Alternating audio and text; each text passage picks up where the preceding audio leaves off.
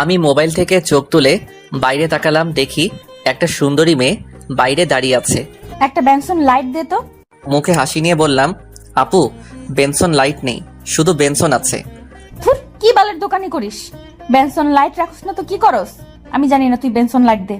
আপনি শুধু বেনসন নেন, ওইটা গত রাতেই শেষ হয়ে গেছে। এত সকালে কোনো দোকানও খুলেনি যে আপনাকে এনে দিব। এখন খেলে শুধু এইটা খেতে হবে। আমার বেনসন লাইট দরকার। আমি শুধু বেনসন নিয়ে কি করব? কচু খাবো? আমার ওইটা দরকার। এখন তুই কোথা থেকে আনবি আমি জানি না।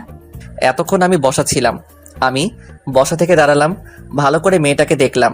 চেনা মনে হচ্ছে না, আর চিনবই বা কি করে? এই এলাকায় 1 সপ্তাহ হলো আসলাম। আমরা এখানে জায়গা কিনে বাড়ি করি।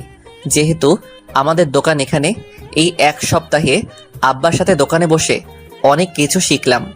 আজকে খুব ভোরে আব্বা কি কাজে যেন ঢাকা গেছে, তাই আমি সকালে দোকান খুলে বসলাম। প্রচণ্ড কুয়াশায় একজন আরেকজনকে দেখা যাচ্ছে না। আব্বার সাথে ঘুম থেকে উঠে নামাজ পড়ে সোজা দোকানে চলে আসলাম। প্রথম কাস্টমারটাই এই মেয়েটা পড়ল। সকাল সকাল কারোর সাথে ঝামেলা করার আমার কোনো ইচ্ছাই নেই, তাও আবার মেয়ে। ছেলে হলে একটা কথা ছিল, 2-1টা কটু কথা বলা যেত। আমি বললাম, আমার কাছে নেই, অন্য দোকান দেখেন। এই বলে আমি চেয়ারে বসে মোবাইল টিপাই মনোযোগ দিলাম। মেয়ে কিছুটা হতাশ কণ্ঠে বলল, তোর কি দোকানদারি করার কোনো ইচ্ছে আছে? ইচ্ছে থাকলে আমাকে বেনসন লাইট বের করে দে। আমি জানি তুই মিথ্যা বলছস, না হলে তোর দোকান আমি 1 ঘন্টার ভেতরে তালা মারবো। আমি বুঝলাম মেয়েটার মাথা টাথা গেছে, মনে হয় সকাল সকাল পিনিকে ধরছে। মেয়েটা গায়ে পড়ে ঝগড়া করতে আসছে। আমি বিরক্ত কণ্ঠে বললাম, আপনি আমার কথা মন দিয়ে শুনুন। আমার কাছে বেনসন লাইট নেই, এখন আপনি আসতে পারেন। সকাল সকাল পাগল ছাগল কোথা থেকে যেন আসে, জান তো এখান থেকে। এরে কি বলে ফেললাম, ধুর, যা বলার বলছি। মাথা গরম হয়ে যাচ্ছে। মেয়েটা রাগী লুক নিয়ে আমার দিকে তাকালো। আমি পাগল ছাগল? মেয়েটা আমার শার্টের কলার ধরে বলল, কোন দিক দিয়ে আমাকে পাগল ছাগল মনে হয়? আরে কে আপনি? গায়ে হাত দিচ্ছেন কেন? কলার ছাড়েন। পাগল না হলে কে এই কাজ করতে পারে? একটা কথা আমি বারবার বলছি, আমার কাছে বেনসন লাইট নেই, তাও এই জিনিসটা নিয়েই আপনি বাড়াবাড়ি করছেন। দেখ, তুই কিন্তু আমার সাথে ঝগড়া করছিস, এর ফল কিন্তু ভালো হবে না। আপনি তো বেশি বাড়াবাড়ি করেছেন, যান তো এখান থেকে। যাবো না, কি করবি? না গেলে দাঁড়িয়ে থাকেন। এই বলে আমি মোবাইল টিপাই মনোযোগ দিলাম। দেখি মেয়েটা দূরে অন্য আরেকটি দোকানে তাকিয়ে আছে। একটু পর বলল, আচ্ছা দে, শুধু বেনসন দে। আমি ভাবলাম মেয়েটা সকাল সকাল এসে ঝামেলা করছে, আমার শার্টের কলার ধরছে, এর একটা শাস্তি হওয়া উচিত। তাই আমি 1 সপ্তাহের পুরনো এক বেনসন দিলাম। মেয়েটা চেক না করে মুখে দিল। শীতের কারণে হাত মনে হয় বরফ হয়ে আছে, যার কারণে ম্যাচ দিয়ে আগুন ধরাতে কষ্ট হচ্ছে। 2-3 বার ট্রাই করেও পারছে না। বলল, আগুন ধরিয়ে দে। আমি মেয়েটার সিগারেটে আগুন ধরিয়ে দিলাম। দেখি সিগারেট টানতে শুরু করলো। ও 2 টান দিয়েই আমার দিকে আর চোখে তাকালো। মনে হয় বুঝে ফেলেছে, আর বুঝবেই না কেন। আরেক টান দিয়ে মুখ থেকে থুতু ফেললো, তারপর সিগারেট মাটিতে ফেলে দিল। আমার দিকে রাগী লুক নিয়ে তাকালো, বলল, কয়দিন আগের বেনসন এটা। কোনো সমস্যা? সমস্যা না তো কি? তুই আমাকে পুরনো বেনসন দিয়ে বলস কোনো সমস্যা? তুই কি আমাকে বোকা ভেবেছিস? দে, ভালো একটা বেনসন দে। দিব, তাহলে আপনাকে 2টার টাকা দিতে হবে। তোর তো সাহস কম না, তুই আমার কাছে টাকা চাস? আবার পুরনো বেনসন দিয়ে সকাল সকাল আমার মুখটাই পুরো নষ্ট করে দিছিস, আবার ওইটা টাকা চাস? আপনি সিগারেট নিয়েছেন তো টাকা দিবেন না? আচ্ছা তুই কে রে এখানে? যে একটা বুড়ো আঙ্কেল বসে থাকতো, উনি কোথায়? উনি আমাকে কত সম্মান করে, আর তুই কোথা থেকে এসে আমার সাথে ঝামেলা করছিস? দে সিগারেট দে। না, আগে আপনি টাকা দেন। দে বলছি, না হলে কিন্তু ভালো হবে না। ধুর, রাখেন, আগে টাকা দেন। দেখি মেয়েটা রেগে যাচ্ছে, তাতে আমার কিছু যায় আসে না। এই শীতের মধ্যে মেয়েটা ঘামছে, মনে হয় রাগের কারণে। দাঁড়া, তোকে টাকা দিচ্ছি, একটু পর তুই বেনসন দিবি। আর কত কি দিবি? বলেই মেয়েটা মোবাইল বের করলো। দেখে আরেকজন লোক আসলো। লোকটিকে আমি চিনি, অনেক সময় দেখে আব্বার সাথে কথা বলে। ওনাকে দেখে আমার একটু জোর বাড়লো। ওনার নাম মাসুদ। মাসুদ ভাই বলল, কি আফিয়া, কোনো সমস্যা? তাহলে মেয়েটির নাম আফিয়া। আঙ্কেল দেখেন না, তারে বলছি বেনসন লাইট দিতে, কিন্তু সে আমাকে শুধু একটা বেনসন দিল, তাও আবার পুরনো। আমি বলছি নতুন একটা দিতে, ওইটাও দিচ্ছে না, আবার টাকা খুঁজে। মেয়েটা যেভাবে বলল মনে হচ্ছে শব্দ আমার, আর উনি একটা বাচ্চা মেয়ে। যা বলেছে দিয়ে দাও। ইমাদ, তুমি তো আমাকে চেনোই। কিন্তু আঙ্কেল, তোমারে যেটা বলছি সেটা করো। আমি একটা বেনসন দিলাম। মেয়েটা হাতে নিয়ে ভালো করে চেক করলো, পরে আগুন ধরিয়ে টানতে লাগলো। আঙ্কেল সে মনে হয় নতুন, এজন্য জানে না আমি কি। সেটাই, এসব নিয়ে আর বাড়াবাড়ির দরকার নেই। ও তো তোমার ভাইয়েরই মতো, দুজন সমান বয়সী, ভাই বোনের মতো মিলেমিশে থাকবা, তাই না? কি বলিস ইমাদ? আমি ভাবতে লাগলাম মেয়েটার মনে হয় খুব পাওয়ার, না হলে মাসুদ আঙ্কেল এত সম্মান করে কথা বলছে কেন? যাই হোক, কোনো ঝামেলা করে লাভ নেই, আব্বা শুনলে পরে সমস্যা হবে। আমি বললাম সেটাই। তাহলে আমি যাই ইমাদ, যা লাগে দে, ওনার কাছ থেকে কোনো সময় টাকা চাবি না। জি আঙ্কেল। মাসুদ আঙ্কেল চলে গেল। এদিকে আফিয়ার সিগারেট খাওয়া শেষ। আফিয়া বলল, একটা স্পিড ক্যান দে তো ঠান্ডা। এই শীতের মধ্যে আপনি ঠান্ডা খাবেন? নর্মাল দেই। আমার স্বাস্থ্য নিয়ে তোর ভাবতে হবে না, যা বলছি দে। আমি ফ্রিজ থেকে একটা স্পিড দিলাম। মেয়েটা দাঁড়িয়ে দাঁড়িয়ে স্পিডটা খেলো। বলল, কত টাকা হয়েছে? 65 টাকা। 65 টাকা কি করে? আমার হিসেবে 50 টাকা। তুই এই নষ্ট সিগারেটের দাম চাচ্ছিস? হুম। আমি এই নষ্ট সিগারেটের মূল্য দিব না, আর 50 টাকা আমি তোকে পরে দিয়ে যাব। আমরা তো বাকি দেই না, আপনার টাকা দেওয়া লাগবে না। মনে করেন এইটা আমি আমার পক্ষ থেকে খাওয়ালাম। না, আমি কারো কাছে ঋণী থাকবো না, তোরে আমি পরে দিয়ে যাব। শুনেন, আমার টাকা লাগবে না, জানতো এখান থেকে। আমার বিরক্ত লাগছে। আচ্ছা, আপনি কি মানসিক প্রতিবন্ধী? এমন করছেন কেন? মনে করেন আপনি আমার দোকানে আসেননি। এখন যান আপনি এখান থেকে। ওই কয়দিন এলাকায় ছিলাম না বলে শরীরে তেল হয়েছে? আমার মুখের উপর আজ পর্যন্ত কেউ কথা বলেনি, আর তুই কোথা থেকে উড়ে এসে আমার সাথে ঝগড়া করছিস? এর ফল কিন্তু ভালো হবে না। এই বলে রাগে গজগজ করতে করতে চলে গেল। মেয়েটার সাথে ঝগড়া করে এই শীতের মধ্যে শরীর থেকে ঘাম বের হচ্ছে। সকাল সকাল মুডটাই নষ্ট করে দিল। মাথা পুরো গরম হয়ে আছে। এমনিতেই রাতে রিয়ার সাথে ঝগড়া হয়েছে। রাগের কারণে তার সাথে ব্রেকআপ করে তার নাম্বার ব্লক মেরে দিয়েছি। আমিও এই ঠান্ডার মধ্যে একটা স্পিড খাইলাম মাথা ঠান্ডা করার জন্য। আধা ঘন্টা পর মানুষ আসা শুরু করলো। দুপুর পর্যন্ত বেচা কিনা করলাম। ভাবলাম বাড়ি থেকে ফ্রেশ হয়ে লাঞ্চ করে একটু রেস্ট নিয়ে আসি। আমি আস্তে আস্তে দোকানের শাটার ফেলে বাড়ির উদ্দেশ্যে রওনা দিলাম। 1 কিলো দূরে আমাদের বাসা। দুপুর টাইমে কোনো রিক্সা দেখা যাচ্ছে না। ভাবলাম হাঁটা ধরি। হাঁটতে লাগলাম। বাড়িতে যাওয়ার রাস্তায় একটা পার্ক পড়ে, যেটা জনসাধারণের জন্য উন্মুক্ত। দেখি সকালের মেয়েটা, কি জানি নাম, মনে হয়েছে আফিয়া নামটা। কি সুন্দর, কিন্তু মেয়েটা একেবারে বদ। দেখি কয়েকজন ছেলের সাথে আড্ডা দিচ্ছে। আমার সেসব ভেবে লাভ নেই। আমি আমার মতো হেঁটে যাচ্ছি। তার মধ্যে থেকে একটা ছেলে আমাকে ডাক দিল। আমি তাদের সামনে গেলাম। আফিয়া বলল, কোথায় যাস? বাসায়। তুই হয়তো এই এলাকায় নতুন আসছিস, তাই তোকে আজকের মতো ছেড়ে দিলাম। সামনে থেকে বুঝে শুনে কথা বলিস। ওকে। ওই বুড়ো আঙ্কেল তোর কি বাপ লাগে? হুম। উনি কত ভালো মানুষ, আর তুই একটা বদের হাড্ডি। আমি যেমন হই তাতে আপনার কি? আমার কিছু না, পরবর্তী সময় সাবধান থাকবি, না হলে এই শরীর আর পৃথিবীতে থাকবে না। আচ্ছা, দেখা যাবে। আমি সেখান থেকে চলে আসলাম। বাড়িতে এসে গোসল করলাম। মা ভাত দিল। আমি মাকে বললাম, মা, আব্বা কখন আসবে? আস্তে আস্তে রাত হবে, আজকে তুই দোকান চালা, রাতে একটু আগে এসে পড়িস। বেশি রাত হলে যদি রিক্সা না পাস। আচ্ছা। আমি আবার দোকানে এসে পড়লাম। একটু পর দেখি কিসের হুড়াহুড়ি। দেখে একটা ছেলেকে 4-5 জন ধরে মারছে। আমি তাদের আটকাতে যাব, এমন সময় আরেকজন অচেনা লোক আমাকে বলল, ওদের মারামারি ওরা করুক, তাতে তোমার কি? তুমি দোকানদার, তুমি গিয়ে দোকানদারি করো। কিন্তু ছেলেটা তো মরে যাবে। মরে গেলে যাক, তাতে তোমার কি? তুমি গিয়ে দোকানদারি করো। আমি বাধ্য ছেলের মতো দোকানে এসে দেখতে লাগলাম কি হয়। ছেলেটাকে মেরে আধা মরা করে ফেলেছে। একটু পর দেখি আফিয়া বাইকে চড়ে আসলো। এসেই ছেলেটার কাছে গেল। লোকজনের হুড়াহুড়িতে কিছু শুনতে পারছি না, আর দেখতেও পারছি না। একটু পর একজন ছেলেটাকে নিয়ে চলে গেল। সবাই আস্তে আস্তে চলে গেল। আমি দোকানে বেচাকিনা করতে লাগলাম।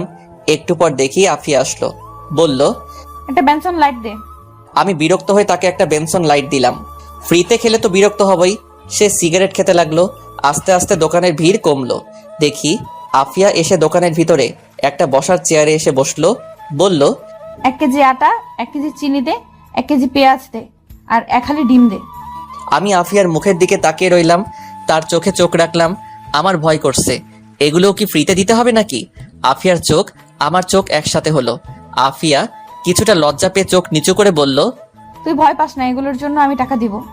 আমি বুকে হাসি এনে বললাম, ওকে। আমি আটা মাপা শুরু করলাম। এই ফাঁকে 2 জন ছেলে আসলো। এসে আফিয়ার সাথে কথা বলতে লাগলো। সেদিকে আমার কোনো খেয়াল নেই। আমি আটা, পেঁয়াজ, ডিম, চিনি প্যাকেট করে সামনে দিলাম। আফিয়া তাদের সাথে অনেকক্ষণ কথা বলল। পরে 2 জন চলে গেল। আফিয়া আমার দিকে তাকিয়ে মুচকি হাসি দিয়ে বলল, এখানে কত টাকা হয়েছে? 200। তুই তো ফ্লেক্সিলোড করস। হুম। এই নাম্বারে 700 মিনিট আর এমবি প্যাকটা দে। ওকে, আমি দিলাম। আফিয়া বলল, আমার নাম্বারটা সেভ করে রাখ, যদি কোনো সমস্যায় পড়স সাথে সাথে কল করবি। তার প্রয়োজন নেই। আফিয়া দেখতে অনেক সুন্দরী, দাঁতগুলো উঁচু নিচু, যার কারণে হাসি দিলে অনেক সুন্দরী লাগে। ঠোঁটে লিপস্টিক দেওয়া, নারী হিসেবে দেখলে 100-তে 1 কিন্তু সে থাকে ছেলেদের মতো জিন্সের প্যান্ট শার্ট, শীতের মধ্যে একটা শীতের কাপড়, পায়ে শো জুতা। সে মনে হয় খুব বড় লোক, যার কারণে এত পাওয়ার। সেসব ভেবে লাভ নেই। একজন এসে বলল 10 কেজি আটা দিতে। আমি আটা মাপতে শুরু করলাম। 10 কেজি আটা দিলে উনি সেগুলো নিয়ে টাকা দিয়ে চলে গেল। আফিয়া বলল, এইগুলোর দাম রাখ, আমি যাওয়ার সময় নিয়ে যাব। কত টাকা হয়েছে? আমি হিসেব করে বললাম 900 টাকা। আর 4টা সিগারেট দে। আমাকে একটা 1000 টাকার নোট দিয়ে বলল, সব মিলিয়ে কত টাকা হয়েছে রাখো, সকালের টাকা রেখে দে। আমি সকালের টাকা না রেখে ফেরত দিয়ে দিলাম। আফিয়া চলে গেল। আমি তার যাওয়ার রাস্তার দিকে তাকিয়ে রইলাম। মাসুদ আঙ্কেল যেহেতু বলছে ও আমার বয়সী, তাহলে আমার বয়স 23 আর ওর বয়স এমনই। এই বয়সে মেয়েরা কি সুন্দর স্বামীর সাথে ঘর সংসার করে, আর ওর কি অবস্থা? নিশ্চয়ই এর পিছনে একটা কারণ আছে, সেই কারণটাই আমার জানতে হবে। এর মধ্যে দেখি মোবাইলে কল আসলো।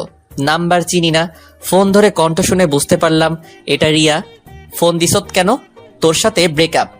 আমার কথা শোন, আমি খুবই দুঃখিত। আসলে আমি বুঝতে পারিনি তোরে আমি ভালোবাসি ইমাদ, তোরে ছাড়া আমি বাঁচবো না। এটা তো আমি লাস্ট 2 বছর ধরে শুনে আসছি। সত্যি বলছি। আমি তোরে পরে ফোন দিচ্ছি, এখন দোকানে আসি। আচ্ছা, ফোন দিস মনে করে। আমি একাধারে রাত 10টা পর্যন্ত বেচা কিনা করলাম, কিন্তু মানুষ আসছেই। ভাবলাম চলে যাই, না হলে রিক্সা পাবো না। কিন্তু না, দোকান বন্ধ করতে করতে 11টা বেজে গেল। আমি দেখি আফিয়ার প্যাকেট পড়ে রইল, সে এখনো আসেনি। ধুর, না আসলে নাই, এমনিতেই দেরি হয়ে যাচ্ছে। সারাদিনের বেচার টাকার সাথে নিলাম একা যাওয়ার রিস্ক। রিক্সা না পেলে দোকানেই রাত কাটাতে হবে। আশেপাশে তাকিয়ে দেখি কোনো রিক্সা নেই। মা অলরেডি 3বার ফোন দিয়ে ফেলেছে। এমন সময় দেখি আফিয়া কোথা থেকে জানি আসলো দৌড়ে, বলল, দে আমার প্যাকেট দে। আমি প্যাকেট দিলাম। আফিয়া বলল, কোনো রিক্সাই দেখছি না, কি করে বাড়ি যাব? আপনার না কত ছেলে পেলে আছে, ওদের বলেন আপনাকে নিয়ে যেতে। এটা বলাতে আফিয়া আমার দিকে তাকালো, কিন্তু কিছু বলল না। দোকানের সামনে অনেকক্ষণ দাঁড়িয়ে রইলাম, কোনো রিক্সায় আসছে না। প্রচুর কুয়াশা পড়ছে।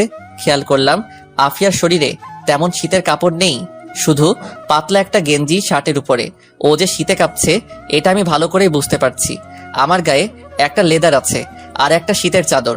ভাবলাম চাদরটা দেই, কিন্তু যেই অ্যাটিচিউড দেয় নাকি সন্দেহ। আর না নিলে আমার কি, শীতে কাঁপছে সে, আমার কি? আমি বললাম, প্রচুর শীত পড়ছে, এই চাদরটা নিন। তোর তো সাহস কম না, তুই আমার শরীরের দিকে নজর দিয়েছিস। বুঝতে পারছি এত রাতে কেউ নেই বলে আজ পর্যন্ত আমার দিকে কোনো ছেলে নজরে তাকানোর সাহস পায়নি। আর তুই কোথা থেকে উড়ে এসে আমার শরীরের দিকে নজর দিস? তোর এই 2 চোখ আমি তুলে নিব। এক শ্বাসে কথাগুলো বলল। আমি এমন কথা শুনে অবাক। উপকার করতে চাইলাম আর উল্টা বাঁশ দিয়ে দিল।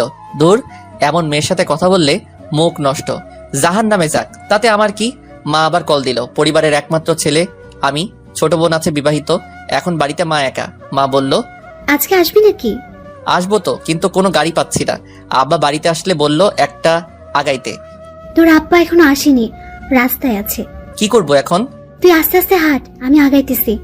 আচ্ছা। আমি হাঁটা ধরলাম। বাড়িতে যাওয়ার রাস্তা সোজা, চারপাশে বাড়িঘর আছে, জায়গায় জায়গায় ল্যাম্পপোস্ট। এরপরও কেন জানি ভয় করে। এলাকাটা নির্জন। খেয়াল করলাম আমার পিছনে আফিয়া হাঁটছে। মনে হয় কোনো উপায় না পেয়ে আমার পিছনে হাঁটা ধরছে। আমি দাঁড়িয়ে গেলাম, তার দিকে এগিয়ে গেলাম। আফিয়া বলল, আমার দিকে আসবি না, এর ফল কিন্তু ভালো হবে না। ভুলে যাস না রাতের পর কিন্তু সকাল আছে। আমার শরীরে যদি টাচ করিস তাহলে সকালে ভোরের আলো দেখতে পারবি না। আমি তার কথা কানে না নিয়ে তার সামনে গেলাম। শীতে কাঁপছে আর ভয়েও। আমি চাদরটা তার শরীরে পেঁচিয়ে দিলাম। ও তখন চোখ বন্ধ করে ফেলছে, বোধহয় ভাবছে আমি অন্য কিছু করব। বললাম, সব সময় অ্যাটিটিউড দেখানো ঠিক না, চাদরটা ভালো করে গায়ে দিন, ভালো লাগবে। আর পিছন পিছন না হেঁটে পাশাপাশি হাঁটুন। এই বলে আমি হাঁটা ধরলাম। একটু পর দেখে আফিয়া আমার পাশাপাশি হাঁটছে, চাদরটা শরীরে ভালো করে গায়ে দিল। হাঁটতে হাঁটতে অনেকটুকু চলে আসলাম। কোথা থেকে জানি এক কুকুর ঘেউ ঘেউ করে উঠল। আফিয়া ভয়ে আমার শরীরের উপর পড়ল। আমি তাকে ধরে ফেললাম। আফিয়া আমাকে ধরে রীতিমতো ভয় কাঁপছে। আমি বললাম, ভয়ের কিছু নেই, এটা কুকুর ছিল। আমি ভয় পাচ্ছি না। আপনি ভয় পাবেন কেন? আপনি তো অনেক সাহসী। এখন হাঁটেন। আমরা আবার হাঁটতে শুরু করলাম। আফিয়া বলল, বামের গলি একটু সামনে আমার বাসা। আমি তাকিয়ে দেখি অন্ধকার এক গলি, কিছুই দেখা যাচ্ছে না। যদি এদিকে যাই, আফিয়া যদি আমার টাকা পয়সা সবকিছু রেখে দেয়, আমি ওই দিকে যাচ্ছি না। সে গিয়ে মরুক, তাতে আমার কিছু যায় আসে না। আবার মনে চাচ্ছে এগিয়ে দিয়ে আসি, মানবতার খাতিরে এইটুকু সাহায্য করাই যায়। আবার গেলে যদি টাকা পয়সা রেখে কি করব মাথায় কাজ করছে না। আমি যাচ্ছি না। আফিয়া বলল, এইটুকু রাস্তা এগিয়ে দে না, আমার সত্যি খুব ভয় করছে। আমি আফিয়ার মুখের দিকে তাকালাম, দেখি সে সত্যি খুব ভয় আছে। মনে হয় করুণার দৃষ্টিতে বলছে। আমি ভাবলাম যাই, এগিয়ে দিয়ে আসি। ওকে চলেন। আমি আফিয়ার পাশাপাশি হাঁটতে লাগলাম। আফিয়া আমার শরীরের সাথে লেগে লেগে হাঁটছে। কিছুক্ষণ হাঁটার পর আফিয়া বলল, এটা আমার বাসা, ভেতরে এসে বস। না, তার প্রয়োজন নেই, আরেকদিন আসবো। ধন্যবাদ তোকে। এই নে তোর চাদর। ওকে। আমি চাদর নিয়ে হাঁটা ধরলাম। তাড়াতাড়ি গলি থেকে বের হলাম। তারপর বাড়ির রাস্তায় হাঁটা ধরলাম। আরো অনেকটুকু পথ বাকি। এখন আমার নিজেরই ভয় করছে। দেখি সামনে থেকে একজন মহিলা আসছে। ভালো করে তাকিয়ে দেখি এটা মা। মাকে দেখে যেন আমার আত্মাটা শান্তি হলো। আমি আর মা একসাথে হাঁটতে লাগলাম। কিছুক্ষণ হাঁটার পর 4-5 জন ছেলে আমাদের ঘিরে ধরলো। তাদের প্রত্যেকের মুখ মাফলার দিয়ে ঢাকা। এক মুখোশধারী বলল, যা আছে সবকিছু দিয়ে দে। মা ভয় পেয়ে আমার পিছনে লুকালো। একজন এসে আমার পকেটে হাত দিতে লাগলো। আমি ছেলেটার হাত ধরে ফেললাম। একজন পিছন থেকে চাপাতি বের করলো। মা ভয় পেয়ে বলল, যা আছে সবকিছু দিয়ে দে। আমি ছেলেটার হাত ছেড়ে দিলাম। ছেলেটা আমার পকেট থেকে মোবাইল নিয়ে গেল। আরেক পকেট থেকে দোকানের টাকা বের করলো। 20,000 টাকার মতো ছিল। ওইটা পেয়ে তারা চলে যেতে লাগলো। পিছন থেকে মোবাইল ঢিল দিয়ে সবগুলো দৌড়ে পালালো। মা সেখানে কাঁদা শুরু করলো। আমি মাকে উঠিয়ে বাড়িতে নিয়ে আসলাম। মা কেঁদে কেঁদে বলল, ওখানে কত টাকা ছিল? 20,000। সব শেষ, আমাদের সব শেষ। আমার কিছু বলার নেই। যে চাপাতি বের করছিল একটা কোপ দিলে বাঁচার কোনো সম্ভাবনা নেই। আমি মাথায় হাত দিয়ে বসে রইলাম। সারাদিনের বেচা কিনা এক নিমিষেই শেষ। একটু পর আব্বা এলো। আমাদের এই অবস্থা দেখে আব্বা বলল, কি হয়েছে? তোদের মুখের এই অবস্থা কেন? মা কেঁদে কেঁদে আব্বাকে সবকিছু বলল। আব্বা শুনে মাথায় হাত দিয়ে বসলো। বলল, আমার তোরে আগেই সতর্ক করা উচিত ছিল।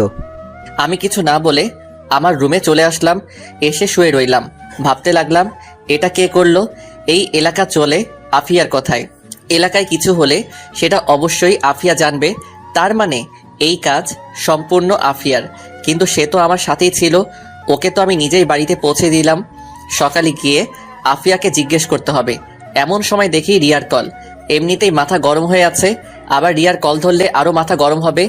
আমি ফোন কেটে দিলাম। রিয়া আমার আগের কলেজের বেস্ট ফ্রেন্ড। আস্তে আস্তে দুজন দুজনকে ভালোবেসে ফেলি। ওই কলেজ থেকে ইন্টার শেষ করি। তারপরেই এখানে এক কাছের কলেজে ভর্তি হই।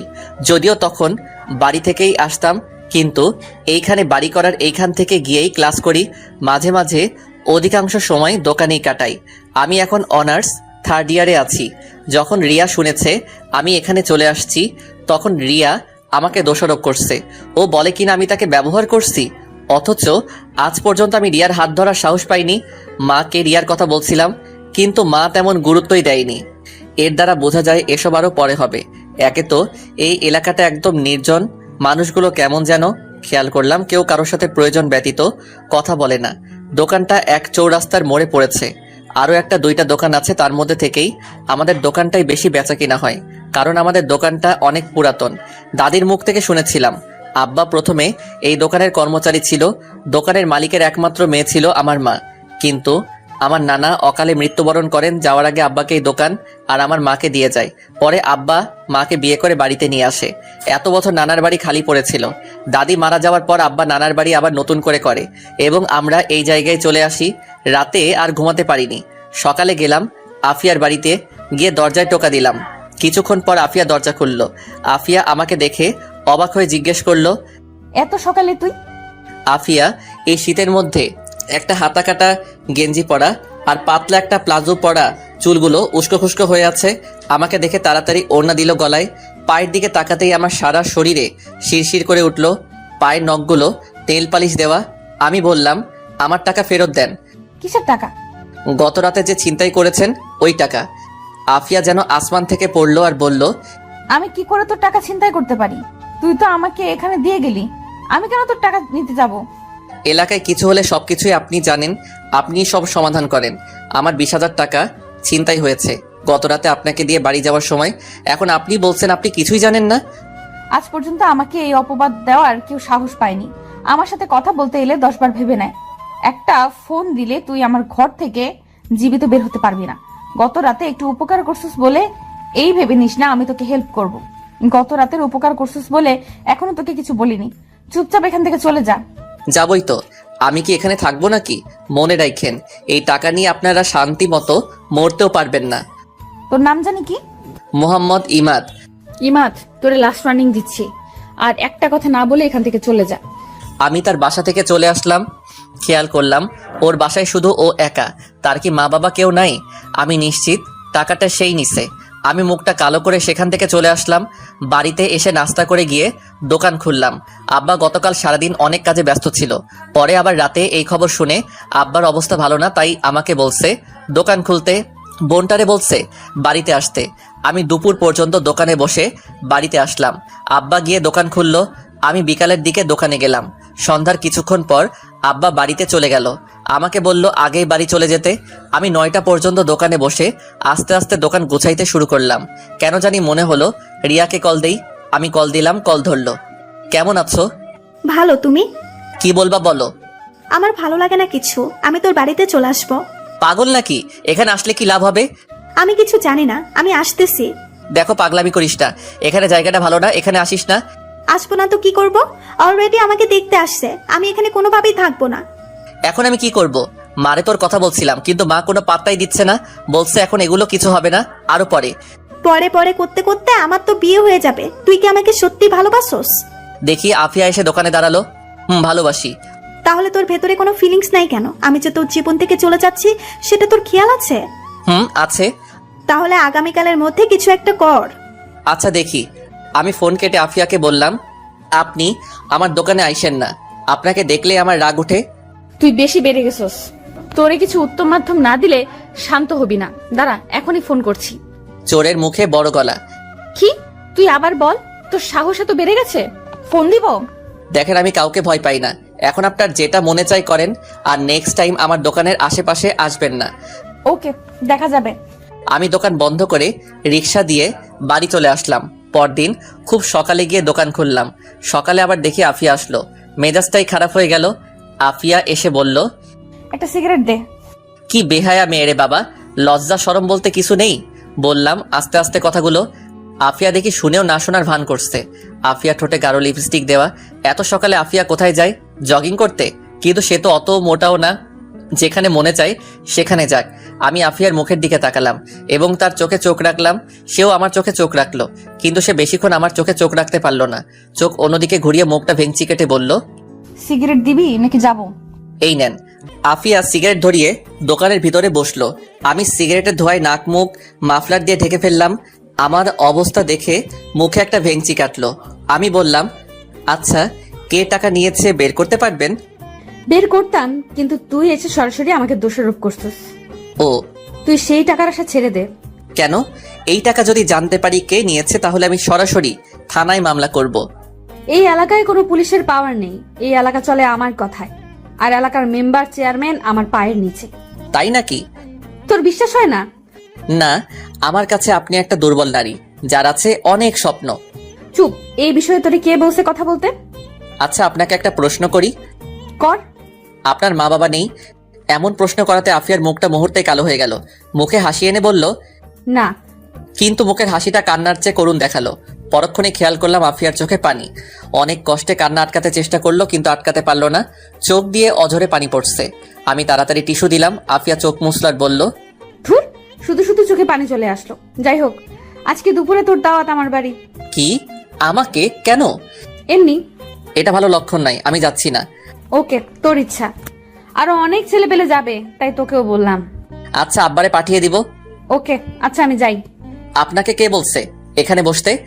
আফিয়া মুখটা ভেঙচি দিয়ে চলে গেল। আমি ভাবলাম টাকা তো দিল না, পরে রেখে দিব। আফিয়ার বুকে অনেক জমানো কষ্ট লুকিয়ে আছে। সেসব দেখে আমার কি? ও একটা বখাটে মেয়ে, কত ছেলের সাথে শুয়েছে কে জানে। যত সব ফালতু মেয়ে। পরক্ষণে রিয়ার কথা মনে পড়ল। আজকেই মার সাথে কথা বলতে হবে। রিয়াকে আমি হারাতে পারবো না, ওকে আমি সত্যি অনেক ভালোবাসি। এখন মার সাথে কথা বলে আজকে একটা সিদ্ধান্ত নিতে হবে। কিছুক্ষণ পর আব্বা আসলো, আমি বাড়ি চলে আসতে লাগলাম। ওই পার্কের একটা বেঞ্চে গিয়ে বসলাম। রিয়াকে কল করলাম, দ্বিতীয়বার ট্রাই করলে ফোন ধরলো। এতক্ষণ লাগে ফোন ধরতে? রান্নাঘরে ছিলাম। কি রান্না করছো? আমি মাঝে মাঝে রাগের কারণে রিয়াকে তুই করে বলি, রিয়াও আমাকে তুই করে বলে, কিন্তু অধিকাংশ সময় আমরা তুমি করে কথা বলি। ভর্তা খাবা? হুম, তাড়াতাড়ি আমাকে নিয়ে যাও, তোমাকে সারা জীবন আদর করে ভর্তা খাওয়াবো। সেটাই করব। তোমার মারে বলছো? কি বলছে? এখনো বলিনি। যদি তোমার মা না করে? কিছু তো একটা করব, তুমি কোনো টেনশন করো না। ওকে। এখন ভিডিও কল দাও, তোমাকে দেখতে ইচ্ছে করছে। ওকে। রিয়া ভিডিও কল দিল। রিয়াকে দেখে আমার মনটা শান্তি হলো। আমি বললাম, এক কাজ করো, আজকে সেজে গুজে ভিডিও কল দাও। না। কেন? আমাকে নিয়ে যাও, পরে তুমি যতবার বলবে ততবার সাজবো। আচ্ছা।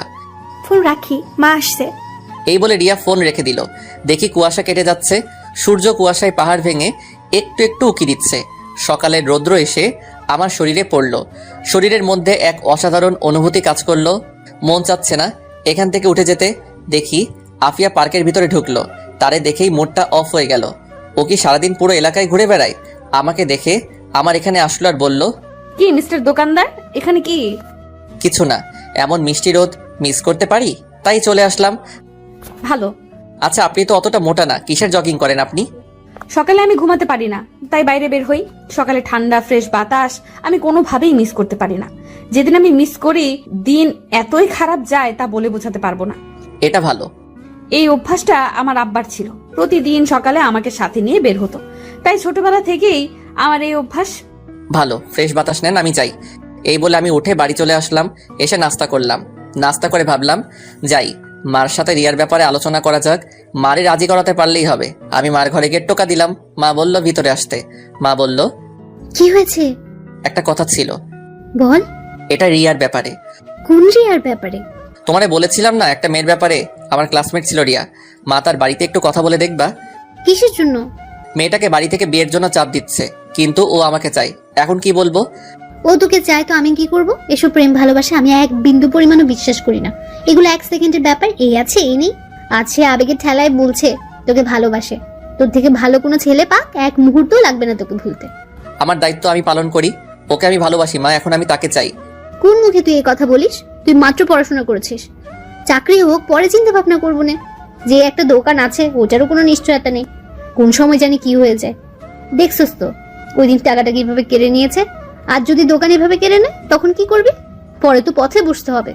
তোর বাবারে পাপে ধরছিল এই জায়গায় দোকান চালাতে, বাড়ির আশেপাশে যেন জায়গায় ছিল না। এই এলাকাটা একদম ভালো না, এই এলাকা ভালো মানুষদের জন্যই না। কিন্তু মা কিছু তো একটা করো, ওর বাড়িতে বলে কিছুদিন সময় তো নিয়ে যাক। নিলাম সময়, পরে কি হবে? মেয়ের বয়স কত? 20-22 হবে। পরের চিন্তা করে এখন সময় নেওয়া কি ঠিক হবে? পরে কি হবে কেউ জানে না। শুধু শুধু মেয়েটাকে বসিয়ে লাভ আছে? তুই তোর মতো থাক, ও ওর মতো থাক। কোন মুখে তুমি এই কথা বলো? আর যদি আব্বা তোমাকে এই কথা বলে তুমি নিতে পারবে? তুমি কিছু একটা করো, আমি তাকে চাই। ও আমার মুখের দিকে তাকিয়ে আছে। এখন আমার টেনশন দিস না, কিছুদিন পর ফাতিমার ডেলিভারি। ফাতিমা আমার ছোট বোনের নাম। কিন্তু মা, আমি কোন মুখে মেয়ের বাড়িতে কথা বলবো? আমাদের কিছু আছে? না আছে জায়গা সম্পত্তি, না আছে ভালো বাড়ি। কোনো মতে দিন চলছে, এর মাঝে তুই কি করে কথা বলতে পারিস? টাইম নাও, রিয়া রাজি আছে। আমাদের টাইম দেওয়ার জন্য ওরা বসে আছে নাকি? অন্তত বলে তো দেখতে পারি। আচ্ছা দেখি তোর আব্বারে পাঠাতে পারি কিনা। আচ্ছা, এই বলে আমি চলে আসলাম। আমি হাড়ে হাড়ে বুঝতে পারছি মার বিন্দু পরিমাণ ইচ্ছা নেই। আমি রিয়াকে কি করে বলবো? যেদিন আব্বা যাবে ওই দিন রিয়াকে বলবো। রাতে দেখি রিয়া সেজেগুজে ছবি পাঠালো। আমি তখন দোকানে। আমি ফোন দিলাম, কিন্তু মেসেজ দিয়ে বলল ফোন না দিতে। পরক্ষণেই অফলাইন চলে গেল। 3 দিন পরে ডেট ঠিক হলো, আব্বা যাবে তাদের বাড়িতে। আশ্চর্যের বিষয় হলো 3 দিনে একবারও রিয়াকে ফোনে পেলাম না, অনলাইনে আসলো না। অবশেষে রিয়ার মার মোবাইলে কল দিলাম, তখন রিয়া কল ধরলো। কণ্ঠ চিনে বুঝতে পারলাম। আমি বললাম, তোমার তো কল দিয়ে পাই না। আমার মোবাইল মা নিয়ে গেছে, মার বাটন মোবাইল আমার কাছে। আজকে আব্বা যাচ্ছে তোমাদের বাড়িতে। কিন্তু কিন্তু কি? আমাকে এসে দেখে গেছে এক সম্বন্ধ, এমনকি বিয়ের তারিখ ঠিক করে গেছে। কি বলো? তুমি বলো নাই আমার কথা? বলছি, কিন্তু কেউ আমার কথা কানেই নেয়নি। আচ্ছা তোমার আব্বা আসুক, আমি তোমার আব্বার সাথে চলে আসবো। না, আমি ফ্যামিলির উপরে যেতে পারবো না। আচ্ছা তোমার আব্বা আসুক, দেখি কি করতে পারি। আচ্ছা। আমি সারাদিন দোকানে থেকে রাতে বাড়ি গেলাম। দেখে আব্বা বাড়িতে, মার মুখের অবস্থা ভালো না। আমি বললাম, কি হয়েছে? আমি কত করে বলেছিলাম এখন ওগুলোর প্রয়োজন নেই। তোর আব্বা সেখানে গিয়ে অপমানিত হয়ে এসেছে। তাকে বিয়ে করার জন্য সরকারি চাকরিজীবী ছেলে বসে আছে এবং অলরেডি ডেট তারিখ ঠিক করে ফেলেছে। মেয়েটা আমার সাথে চলে আসতে চাইছিল, কিন্তু আমি অনেক কষ্টে বুঝিয়ে রেখে আসছি। আমি বলার মতো কিছুই খুঁজে পেলাম না। আমি বাইরে বের হয়ে রিয়াকে কল করলাম। রিয়াকে আমাকে ভিডিও কল দিল। দেখি রিয়া কাঁদছে। রিয়া বলল, আমি তোকে ছাড়া থাকতে পারবো না, আমি তোর বাড়িতে চলে আসছি। তোর বাসার ঠিকানা দে। না, এই ভুল করিস না। কেন? তুমি আমাকে চাও না? অবশ্যই চাই। তাহলে এমন করে কথা বলো কেন? আজ পর্যন্ত তোমার হাতটা পর্যন্ত ধরিনি। ভেবেছিলাম বিয়ের পরে একেবারে হাত ধরবো, কিন্তু দেখি এখন আর সেটা সম্ভব না। তোমার কোনো ইচ্ছেই নেই আমাকে পাবার। এই বলে রিয়া শিশুর মতো কাঁদতে লাগলো। অজান্তে আমার চোখ দিয়ে পানি বের হয়ে পড়লো। আমার ভিতরটা কষ্টে পুড়ে যাচ্ছে। তাড়াতাড়ি তোর বাসার ঠিকানা দে, আমি আগামীকাল আসছি। পরে তুই যা করার করিস। আচ্ছা। আমি তোর হাতটা একটিবারের জন্য ধরতে চাই, আমি একটিবারের জন্য তোকে অনুভব করতে চাই। এই বলে রিয়া কাঁদতে লাগলো। আমি বললাম, ঠিকানা টেক্সট করলাম, পার্কের ঠিকানা দিলাম। আর কতক্ষণ পুরনো স্মৃতি মনে করে কিছুক্ষণ কথা বলে ফোন কেটে দিলাম। পরদিন আব্বারে দোকানে রেখে পার্কে গেলাম। গিয়ে রিয়ার জন্য অপেক্ষা করতে লাগলাম। দেখি আফিয়া পার্কে আসলো কয়েকজন ছেলে ফেলে নিয়ে। তারে দেখে মেজাজটা বিগড়ে যায়। তারা দূরের এক বেঞ্চে বসে কথা বলতে লাগলো। একসময় দেখি আফিয়া একটা ছেলেকে চর দিল। চর খেয়ে ছেলেটা মাটিতে পড়ে গেল। আফিয়া ছেলেটিকে আরো কি জানি বলল। দেখি রিয়া রিক্সা থেকে নেমে পার্কের ভিতরে প্রবেশ করলো। আমি ইশারা দিলাম। রিয়া আমার কাছে আসলো। এসে আমাকে জড়িয়ে ধরলো, ফুপিয়ে কেঁদে উঠল। আমি তার পিঠে হাত রেখে সান্ত্বনা দিতে লাগলাম। আমি রিয়াকে আমার পাশে বসালাম। রিয়া আমার হাতে হাত ধরলো, আমার কাঁধে মাথা রেখে কাঁদতে লাগলো। রিয়া বলল, আমি তোমাকে হারাতে চাই না। আমিও। চলো না এখন গিয়ে বিয়ে করে ফেলি, পরেরটা পরে হবে। কিন্তু বুঝেছি, তোমারই কোনো ইচ্ছে নেই। শুনেছি সত্যিকারের ভালোবাসা বলে কখনো কাউকে ভয় পায় না। আসলে তুমি আমাকে সত্যি ভালোই বাসো না। বাসি না বাসলে কি আর এত কিছু করতাম? সবার আগে ফ্যামিলি। যারাই ফ্যামিলির উপরে গিয়েছে তারাই শেষ হয়ে গেছে। কতই না ভালো হতো যদি সারাটা জীবন একসাথে থাকতে পারতাম। এখনো হয়তো সময় আছে। এইভাবে আমাকে দূরে থেকে ভালোবেসে যেতে পারবা? হয়তো তোমার এই একটু ভালোবাসা নিয়ে আমি সারাটা জীবন কাটিয়ে দিতে পারবো। কোনো কি উপায় নেই? উপায় আছে, কিন্তু এমনও হতে পারে সেটা বেশি দিন স্থায়ী হবে না। তার চেয়ে ভালো না এমন একটা জায়গায় যাওয়া, সেখানে আজীবন স্থায়ী হওয়া। কিন্তু তুমি প্রমিস করো আজীবন তুমি আমার সাথে সম্পর্ক রাখবা, আমাকে ভুলবা না কোনোদিন। কথা দিলাম তোমার সাথে আজীবন যোগাযোগ রাখবো। মনে করবা আমি তোমার পাশে আছি সব সময়। মনে আছে আমরা দুজন প্রেমে পড়ার আগে কি রকম ছিলাম? ঠিক সেই রকম ভাবে আমাদের সারাটা জীবন কাটিয়ে দিব।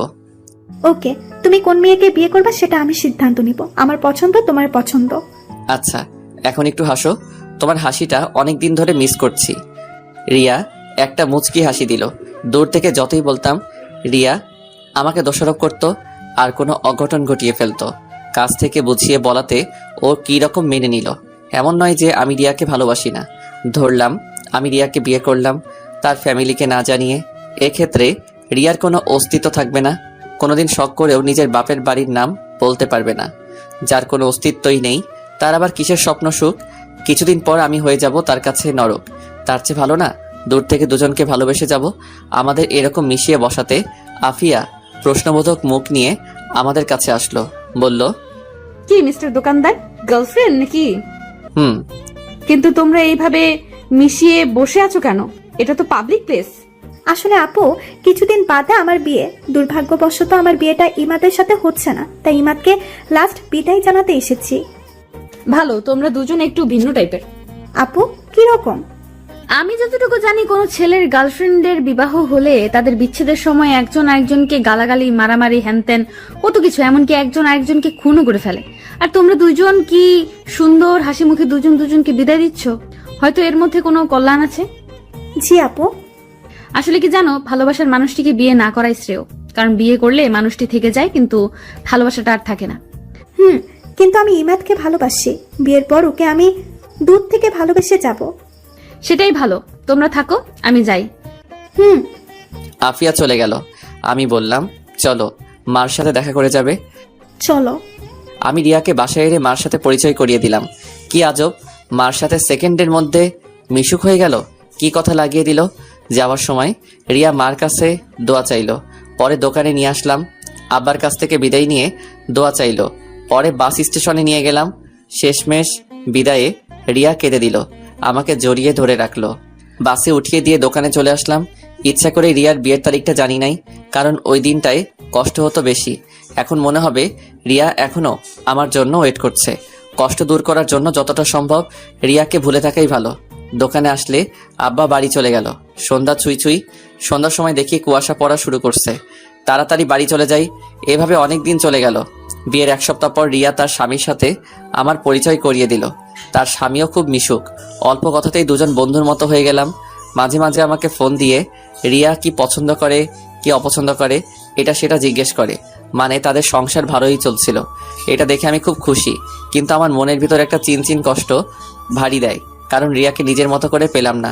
হয়তো রিয়া সেটা আমার চোখে দেখতে পায়, দেখলে আর কি লাভ। ভাবলাম রিয়ার সাথে আর কোনো সম্পর্ক রাখা যাবে না, তার সাথে কথা বললেই পুরনো স্মৃতি মনে হয়। তখন ভিতর থেকে চাপা কান্না চলে আসে। আস্তে আস্তে রিয়ার কল ইগনোর করতে লাগলাম। এভাবে মাসখানেক চলে গেল। দোকানের মধ্যে এখন আমি বেশি সময় থাকি, কারণ আব্বা বছরখানেক আগে স্ট্রোক করেছিল, যার কারণে বেশি প্রেশার নিতে দেই না। এই 1 মাসের মধ্যে আব্বা পুরো দোকান আমাকে বুঝিয়ে দিয়ে দিল। ভালোই চলছিল দিনকাল। একদিন রাতে ঠিক করলাম রাতে দোকানে কাটিয়ে দিব, কারণ দেরি হয়ে গিয়েছিল। পৌষ মাসের শীত মাত্র পড়েছে, বাইরে কুয়াশা ছাড়া কিছুই নেই। দোকান পরিষ্কার করতেছিলাম, এমন সময় দেখি আফিয়া কোথা থেকে জানি দৌড়ে আসলো। বলল, 1 কেজি তেল দে, আর মুখে দেওয়ার জন্য ভালো ক্রিম দে, আর একটা সুই দে, 1 প্যাকেট নুডলস। রাতে সুই দিতে পারবো না। দে দে। আরো কয়েকটা জিনিসের নাম বলল। আজকে সিগারেট চাচ্ছে না। আমি বললাম, সিগারেট দিব না। না রে, ঠান্ডা লাগছে। ও। আমি আস্তে আস্তে সবগুলো জিনিস দিলাম আর বলল, কত টাকা হয়েছে? 950 টাকা। আফিয়া আমাকে একটা 1000 টাকার নোট দিল। টাকাটা হাতে নিয়ে আমি টাকার কোড নাম্বারের দিকে তাকালাম। আমি সবসময় কারো কাছ থেকে বড় টাকার নোট পেলে অথবা দিলে আমি কোড নাম্বারটা দেখে নিই, যাতে উনি অস্বীকার করতে না পারে অথবা জাল বলে ঝামেলায় ফেলতে না পারে। ওই দিন আফিয়া একটা 1000 টাকা নোট দিয়েছিল। ওই দিন আমি কোডটা ভালো করে দেখেছিলাম, কারণ আফিয়া এমনিতেই তেরা টাইপের মেয়ে। কিন্তু খেয়াল করে দেখলাম ওই দিন যে টাকা দিয়েছিল সেই টাকার লাস্টের কোড আর আজকের টাকার লাস্টের কোড এক। ওই দিন টাকা ছিনতাই হয়ে গিয়েছিল, সেই ছিনতাই করা টাকার মধ্যে আফিয়ার দেওয়া ওই টাকাটা ছিল। দুর্ভাগ্যবশত আফিয়া আজকে আমাকে এই টাকাটা এনে দিল। তার মানে ওই দিন ছিনতাইটা আফিয়া করছিল। হয়তো সে করেনি, অন্য কাউকে দিয়ে করিয়েছে। মহান আল্লাহর কি লীলা খেলা। আফিয়া বলল, কে তো দেখছিস, আমাকে বিদায় কর, বাসায় যেতে হবে। বাসায় তো যাবেন, তার আগে আমার কিছু প্রশ্নের উত্তর দিন। তাড়াতাড়ি বল। চেয়ারে বসেন, দরকার হলে আমি এগিয়ে দিয়ে আসবো। আফিয়া চেয়ারে বসলো। আমি বললাম, মনে আছে মাসখানেক আগে বলছিলাম আমার 20,000 টাকা ছিনতাই হয়ে গিয়েছিল? মনে আছে। এর আগের দিন রাতে আপনি আমার কাছ থেকে কিছু টাকার মাল কিনেছিলেন। আপনি যে 1000 টাকার নোট দিয়েছিলেন ওই টাকাটা ছিনতাই হওয়া টাকার মধ্যে ছিল। কিন্তু আজকে এই 1000 টাকা ওই দিন আপনার দেওয়া 1000 টাকা। আমি যদি বলি এক, এটা কি আপনি বিশ্বাস করবেন? না, বিশ্বাস করব না। কেন বিশ্বাস করবেন না? ওই দিন আপনার দেওয়া টাকার কোড আজকে এই টাকার কোড সম্পূর্ণ এক। আফিয়া তার চোখগুলো বড় বড় করে তাকালো। আমার এই কথা শুনে আফিয়া হতভম্ব হয়ে গেছে। কি বলবে কিছু বুঝতে পারছে না। তোতলাতে তোতলাতে বলল, আমি কিছু জানি না, আমি কিচ্ছু জানি না। আর ওই দিন টাকার কোড আর আজকের টাকার কোড এক, এটা বললে আমি বিশ্বাস করব? আপনি বিশ্বাস করতে বাধ্য। প্লিজ আফিয়া, আমার টাকাটা দিয়ে দেন। আমি তোর টাকা নেইনি। ওকে? না, আপনি নিয়েছেন। আমি নেইনি। আপনি নিয়েছেন, না হলে ওই দিনের টাকার কোড আর আজকের টাকার কোড এক কেন? আপনি ছাড়া তো অনেক মানুষ আছে, তাদের কাছে তো টাকাটা যেতে পারতো, আপনার কাছে কেন? স্বীকার করেন। যা, আমি নিয়েছি, এখন কি করবি কর, তুই আমার কিছুই করতে পারবি না। কি নির্লজ্জ মেয়ে, প্লিজ আমার টাকাটা ফেরত দিয়ে দেন। তোরে একটা টাকাও দিব না। এখন দেখি তুই কি করিস। এই আমি উঠলাম। আমি তার কিছুই করতে পারবো না, এটা আমি ভালো করেই জানি। আব্বা জানলে আব্বাও কিছু করতে পারবে না, তার চেয়ে ভালো তাদের না জানানো। টাকার আশা আমরা আরো অনেক আগে ছেড়ে দিয়েছি। এখন দেখি আফিয়াকে ফাপড় টাপড় দিয়ে কিছু নিতে পারি কিনা। জানি কিছুই করতে পারবো না। আমি বললাম, দেবেন না? না, দিব না। আমি ভাবতেছি আফিয়ার দুর্বল জায়গায় আঘাত করব। না থাক, মেয়েটাকে কাঁদিয়ে লাভ নেই। ওকে, দেখা যাক। আফিয়া বাইরে তাকিয়ে দেখে কোনো গাড়ি নেই। আফিয়া বলল, বাসায় যাবি না? না, আজকে দোকানেই থাকবো। এখন আমি কি করে বাসায় যাব? আমার দিকে তাকিয়ে মুচকি হাসি দিয়ে বলল, একটু এগিয়ে দিবি? ধুর, আপনি কে? আপনাকে চিনি না, বের হন দোকান থেকে। টাকা চুরি করে বলে আবার বড় বড় কথা বলে। আপনার মতো মেয়েরা লাস্টে মানুষের লাত্তি উষ্টা খেয়ে মরে। এমন করতেছিস কেন? একটু হেল্পই তো চাইছিলাম। ওই দিন তো আপনার হেল্প করেছিলাম, উল্টা আমার পিঠে লাথি মারলেন। এলাকায় অন্য কেউ ছিল না। আসলে আমি জানতাম না ওরা তোর টাকা ছিনতাই করছে। পরদিন সকাল পর্যন্ত আমি জানতাম না। তুই যখন আমার সাথে রাগারাগি করে চলে গিয়েছিলি, পরে আমি খোঁজ নিয়ে জানতে পারি তোর টাকা ছিনতাই করছে। পরে ভাবলাম তোর কাছে ছোট হয়ে লাভ কি, তার চেয়ে ভালো না জানানো। অনেক ভালো কাজ করছেন, এখন দোকান থেকে বের হন। ইমাদ সরি। সরি, আমি বুঝি না, আমি টাকা ফেরত চাই। 20,000 টাকা কামানো খুব কষ্ট, চোররা টাকার মর্যাদা কি বুঝবে? আফিয়ার মুখটা মুহূর্তের মধ্যেই কালো হয়ে গেল। মনে হচ্ছে লজ্জায় কি বলবে, কিছুই বুঝতে পারছে না। আমি আমার টাকা ফেরত চাই, এখন যেটা করা দরকার আমি সেটা করব। খেয়াল করলাম আফিয়ার চোখের কোণে পানি জমে গেছে। ধূপ করে চেয়ারে বসে পড়ল, হাত দিয়ে মুখ থেকে ফেললো। কিছুক্ষণ পর আফিয়া তার মোবাইল দিয়ে বলল, এই নে তোর টাকা, এখন প্লিজ আমাকে বাসায় এগিয়ে দে। মনে থাকলে আর জীবনেও তোর দোকানে মুখ দেখাবো না। টাকা ছিনতাই করে আবার অভিমান দেখায়, তাতে আমার কি? আমি অফিসার হাত থেকে মোবাইল নিলাম। মোবাইল দেখে iPhone 12। মোবাইল দেখে আমি অবাক, আফিয়া iPhone 12 চালায়, এটা যেন আমি বিশ্বাস করতে পারতেছি না। চালাইতে পারে, পাবলিকের টাকা মেরে মেরে খায়। যাই হোক, 20,000 টাকার বেশি উঠে যাবে, সেটা আপনার ইচ্ছা। এখন আমাকে বাসায় দিয়ে আয় পারবো না। প্লিজ। ওকে। আমি দোকান তালা মেরে বের হলাম। আফিয়া আমার সাথে ঘেসে ঘেসে হাঁটছে, মনে হয় ভয় পাচ্ছে। আফিয়ার শরীর থেকে মিষ্টি একটা গন্ধ ভেসে আসছে। কিছুক্ষণ হাঁটার পর আফিয়ার বাড়িতে পৌঁছালাম। আফিয়া বলল, ভেতরে এসে বস। না থাক, আমি যাই। ভেতরে আয়। আফিয়ার জোরাজুরিতে ভিতরে ঢুকলাম, গিয়ে সোফায় বসলাম। বাড়িটা তেমন বড় না, একতলা ছাদ, রুম 3টা। রুমগুলো আসবাবপত্র দিয়ে ভরপুর, অনেক সুন্দর করে সাজানো ঘরটা। কিছুক্ষণ বসে রইলাম, খেয়াল করলাম আফিয়া রান্না করে যেন কি করছে, খাওয়ার জন্য কিছু তৈরি করছে। খিদাও লাগছে। কিছুক্ষণ পর আফিয়া নুডলস রান্না করে নিয়ে আসলো, আমার সামনে দিয়ে বলল, নে খা। খাবো না। আরে খা, আমার সাথে তোর ঝামেলা মিটমাট, এখন তাড়াতাড়ি খেয়ে নে। ওকে। আমি নুডলস খাওয়া শুরু করলাম। মুখে দিয়ে আমি যেন আকাশ থেকে পড়লাম। এত স্বাদ, এত স্বাদ কি করে হতে পারে? আমার খাওয়া সব থেকে বেস্ট নুডলস। আমি 1 প্লেট খেয়ে আরেকটু নিলাম, নুডলসকে পানি খেলাম। ভাবলাম একটু প্রশংসা করি। আমি বললাম, এত স্বাদের নুডলস আমি জীবনেও খাইনি, সত্যি এটা অনেক ভালো ছিল। সত্যি আজ অনেক দিন পর আমি একজনকে নিজ হাতে রান্না করে খাওয়ালাম। তাহলে উঠি, এখন আমাকে এগিয়ে দিবে কে? আমি। পরে আমাকে এগিয়ে দিবে কে? এই বলে হাসতে লাগলো। আমি বললাম, তাহলে যাই। সাবধানে যাইস। আমি হাঁটা ধরলাম। আস্তে আস্তে হাঁটতে হাঁটতে দোকানে চলে আসলাম। এসে দোকান বন্ধ করে ভিতরে পিছনে খাট আছে, ওইটাই মাঝে মাঝে থাকি, সেখানে শুয়ে পড়লাম। অনলাইনে আফিয়ার মোবাইল বিক্রি করে দিলাম 50,000 টাকা। বলছে পরদিন টাকা দিয়ে মোবাইল নিয়ে যাবে, বাকি 30,000 টাকা আফিয়াকে ফেরত দিয়ে দিব। সকালে খেয়াল করলাম কে জানি দোকানের শাটারে আওয়াজ করছে। এই শীতের মধ্যে উঠতে একটু ভালো লাগছে না। আমি শীতের কাপড় পরে শাটার উপরে উঠাইলাম, দেখি আফিয়া। দেখি এখনো তেমন একটা আলো ফোটেনি। আমি বললাম, এত সকালে কি? দোকান আরো পরে খুলবো। ওকে, আমাকে একটা সিগারেট দে। আপনার না ঠান্ডা লাগছে? একটু খেয়ে ফেলে দিব। ওকে। আমি একটা বেনসন লাইট দিলাম, বললাম, এখন যান, আমি আরেকটু পরে দোকান খুলবো। না, এখন বের হ, আমার সাথে জগিং করবি। আমারে তো ঠেকা পড়ছে না, আপনার মনে চাইলে আপনি যান। না, তুই আমার সাথে যাবি। না, যাব না। না, তুই যাবি। এই বলে আমাকে আফিয়া শার্টের কলার ধরে দোকান থেকে বের করলো। বলল, দোকান তালা মার। আমি দোকান তালা মেরে আফিয়ার পাশাপাশি হাঁটতে লাগলাম। আফিয়া সিগারেট ফেলে দিল, বলল, তুই সিগারেট খাস না? না। ভালো। আফিয়া হাঁটতে হাঁটতে নদীর পাড়ে নিয়ে আসলো। কুয়াশার কারণে কিছু দেখা যাচ্ছে না। আমি বললাম, এত শীতের মাঝে কি জন্য নিয়ে আসলেন? কি আরামের ঘুমের মধ্যে ছিলাম। আমার আজান দেওয়ার আগেই ঘুম ভেঙে যায়, পরে আর ঘুম ধরে না, তাই বাইরে চলে আসি। আপনার জগিং করার কি দরকার? আপনার তো স্লিম ফিগার, মানে একদম পারফেক্ট। থুর, তুই যে কি বলিস, চল ওই দিকটা যাই। চলেন। আমি আর আফিয়া কিছুক্ষণ হাঁটাহাঁটি করে দোকানে চলে আসলাম। আফিয়া বাড়িতে চলে গেল, আমি দোকান খুলে বসলাম। কিছুক্ষণ পর আব্বা আসলো, আমি বাড়িতে চলে আসলাম। এসে খাওয়া দাওয়া করে আবার দোকানে যেতে লাগলাম রিক্সা দিয়ে। আফিয়ার বাড়ির রাস্তার মোড়ে এসে দেখি আফিয়া দাঁড়িয়ে আছে। আমাকে দেখে থামতে বলল। রিক্সা থামালো। আফিয়া বলল, মামা আমিও যাব। আরে আপনি কি করে উঠবেন? ভাই, আপনি অন্য রিক্সা নিয়ে চলে যান, আপা যেখানে যাবে আমি দিয়ে আসি। আরে কি বলেন, আমাকে দোকানে নিয়ে আসেন। আফিয়া হেসে বলল, অসুবিধা নেই, আমরা শেয়ার করে বসছি। আরে না, আপনি যান, আমি অন্য রিক্সা দিয়ে আসছি। চুপচাপ বস, আমার হাত ধর। এই বলে আফিয়া তার হাত বাড়ালো। আমি অনিচ্ছা সত্ত্বেও আফিয়ার হাত ধরে টান দিয়ে আমার পাশে বসালাম। আমাদের দুজনকে এভাবে দেখে মানুষ আর চোখে তাকাতে লাগলো। আমি লজ্জায় মুখ ঢেকে ফেললাম। কিছুক্ষণের মধ্যেই দোকানে পৌঁছালাম। দুপুরের খাবার নিয়ে এসেছি।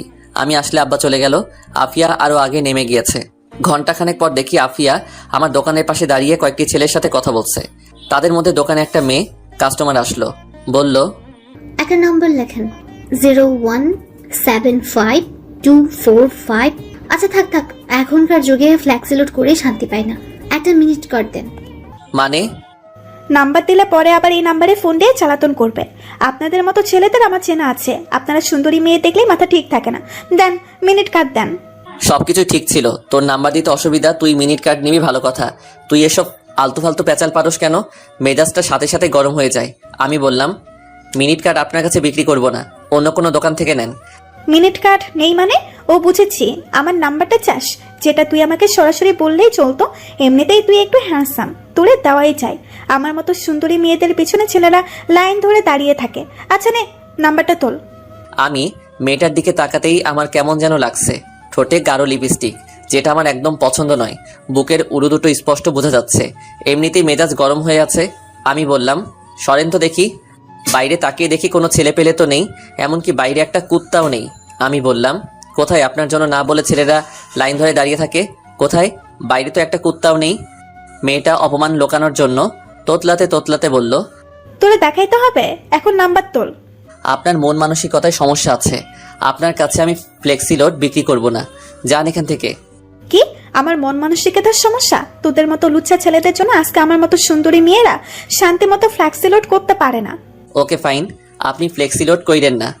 আমাদের চিল্লাচিল্লির আওয়াজ শুনে আফিয়া দোকানে আসলো আর বলল, কি হয়েছে? এই মেয়ে, তুমি কে? ওর সাথে ঝামেলা করছো কেন? ঝামেলা করব না তো কি করব? লুচ্চা একটা। আফিয়া আপনি শোনেন, উনি এসে বলেন নাম্বার লিখতে, কিন্তু নাম্বার না দিয়ে উনি বলেন আমি বলে আবার ফোন করে ডিস্টার্ব করব। আমি বলে লুইচ্ছা আরো কত কিছু বলল। আফিয়া ঠাস ঠাস করে মেয়েটার গালে চড় দিল, বলল, তোর সাহস তো কম না? তুই কি করে ইমাদকে লুচ্চা বলিস?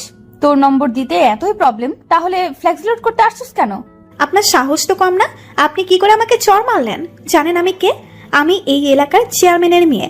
আব্বারে বললে আপনাদের সবগুলোকে এখন ফুগে পাঠাবে। এক্ষুনি তোর আব্বারে ফোন দে। ও তোর মোবাইলে তো ব্যালেন্সই নেই। দাঁড়া, আমি কল দিচ্ছি। এই বলে আফিয়া কাকে যেন কল করলো। ফোন ধরলে বলল, কেমন আছেন আঙ্কেল?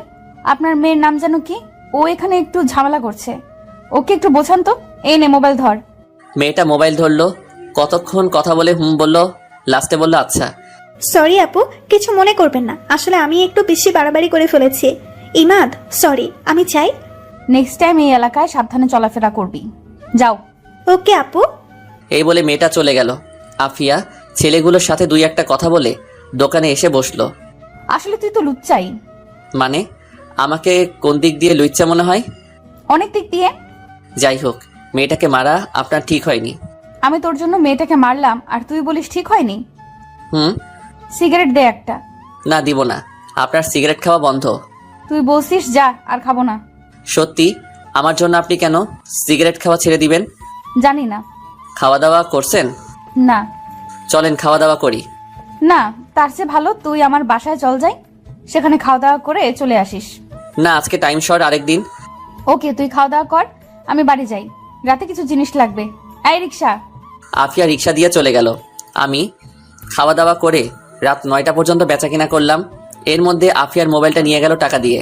ভাবতাছি বাকি টাকা কি আফিয়াকে দিয়ে দিব নাকি আফিয়ার জন্য আরেকটি মোবাইল কিনে দিব। ধুর, ওর টাকা ওকে দিয়ে দিব। এখন বের হব বাড়িতে যাওয়ার জন্য। এমন সময় আফিয়া আসলো আর বলল, 5 কেজি চাউল দে। এখন কিছু দিতে পারবো না, দোকান বন্ধ করে ফেলবো, আগামীকাল নিয়েন। এখন দে। ওকে, আর কিছু লাগলে তাড়াতাড়ি বলেন। আফিয়া আরও কিছু জিনিসপত্র বলল, সেগুলো দিলাম। কত টাকা বিল হলো বললাম, সেগুলো দিলাম। আফিয়া টাকা দিল। আমি বললাম, আপনার আইফোন বিক্রি করেছি, এই নেন আপনার বাকি 30,000 টাকা। তোরে কে বলছে বিক্রি করতে? আমি তোর টাকা দিয়ে মোবাইল নিতাম। আপনি কবে টাকা নিয়ে আসবেন সেই আশায় আমি বসে থাকবো, এখন টাকা নিবেন? না, তাহলে আগামীকাল আমাকে মার্কেটে নিয়ে গিয়ে মোবাইল কিনে দিবি। আমার টাইম নেই, ধরেন আপনার টাকা। এখন কি করবেন আপনি জানেন। তুই আমাকে নিয়ে যাবি, এটা আমার পরিষ্কার কথা। আচ্ছা দেখি।